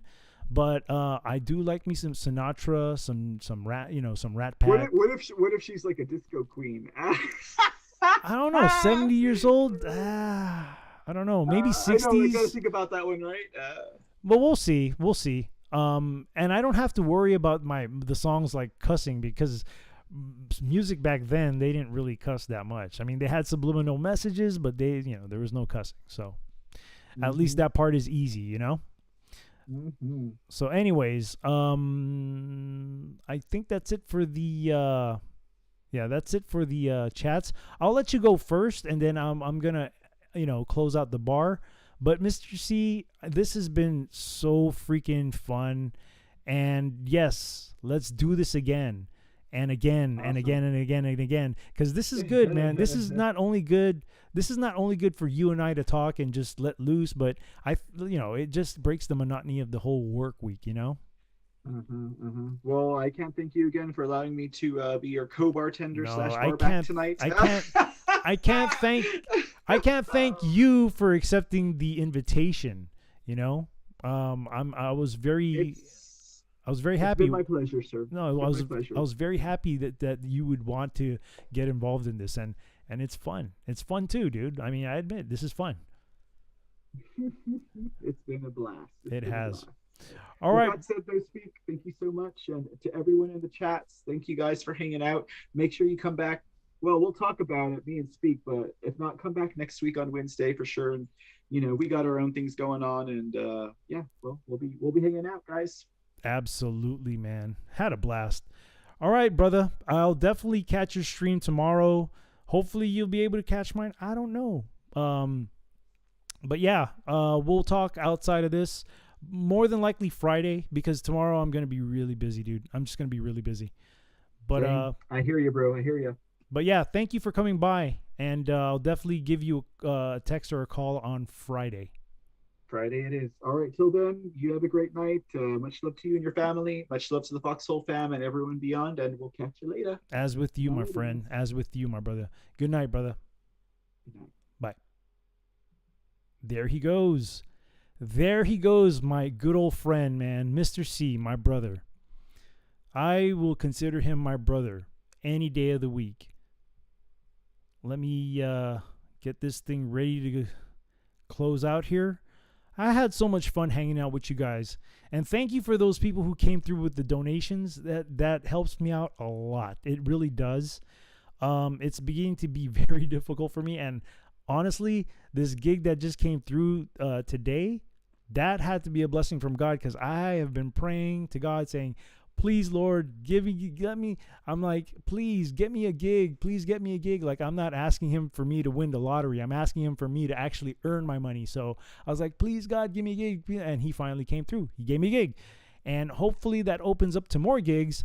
And not only that, but since I talked to two people, I'm hoping that the second person will come back and say, yeah, we want you. So, man. WC, yes, I will ground my ass tonight. I'm going to need the charge because I'm going to be so busy tomorrow. I'm going to be on my feet for a while. Liz says, I have church practice. Congratulations. Thank you so much. Canoe Tripper says, I had a good time. Thanks. Canoe Tripper, thank you for coming by. And I'm glad that your curiosity sparked to come into the bar this evening. Thank you so much for coming by, and everybody else, thank you so much for coming by the bar. I do this particular type of show every Wednesday at 10 p.m. Central Time. I do a DJ set here on the Foxhole every Sunday at 12 noon, but that could be tentative depending on what I have. Like if I was to have a gig like on a Sunday afternoon, then there's nothing I'm going to pick the gig. Because I need to, I got to pay my bills here. But if not, I usually do a DJ set for about 2 hours on Sunday, 12 o'clock Central Time to 2 o'clock Central Time. And then the bar is also open on Mondays. And every Monday we do biblical studies. So far we've been doing the Apocrypha. We've been doing the digs on the Apocrypha, the book of Adam and Eve. also angelic studies, and also we've been having a watch party of AD, The Bible Continues. So I would invite everybody out there who's into that kind of stuff to please come. Please come. It's a fun time. Sometimes it gets kind of, it can get boring. I understand, because some of the biblical stuff for some people is just boring, but for me, it excites me because I'm on this path of building my relationship with God, and it's been a great journey so far. It's because of that journey that I've been able to connect with so many people here on this show, and I'm so grateful for that. I really, really, really am.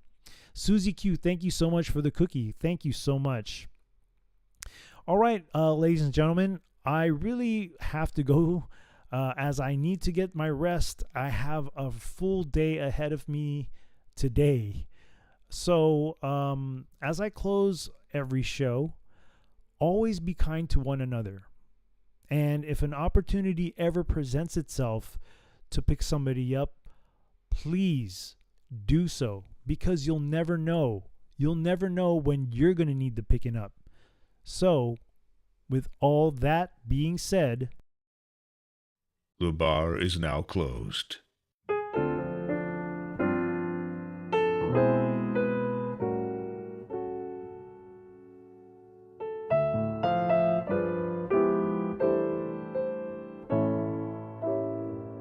I can't help but wonder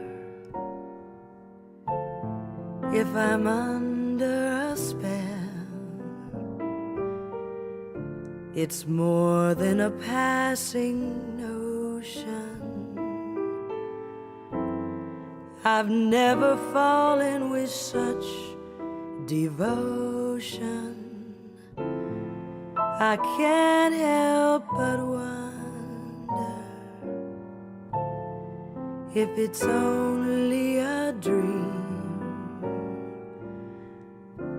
Am I naive, or can I believe that things are really as they seem?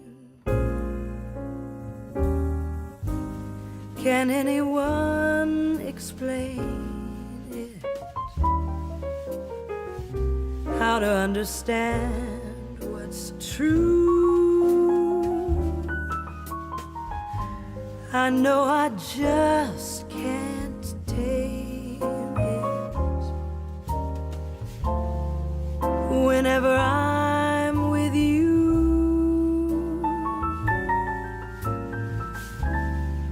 I can't help but wonder if you wonder about me. 'Cause lately I can't help but wonder how wonderful this might be.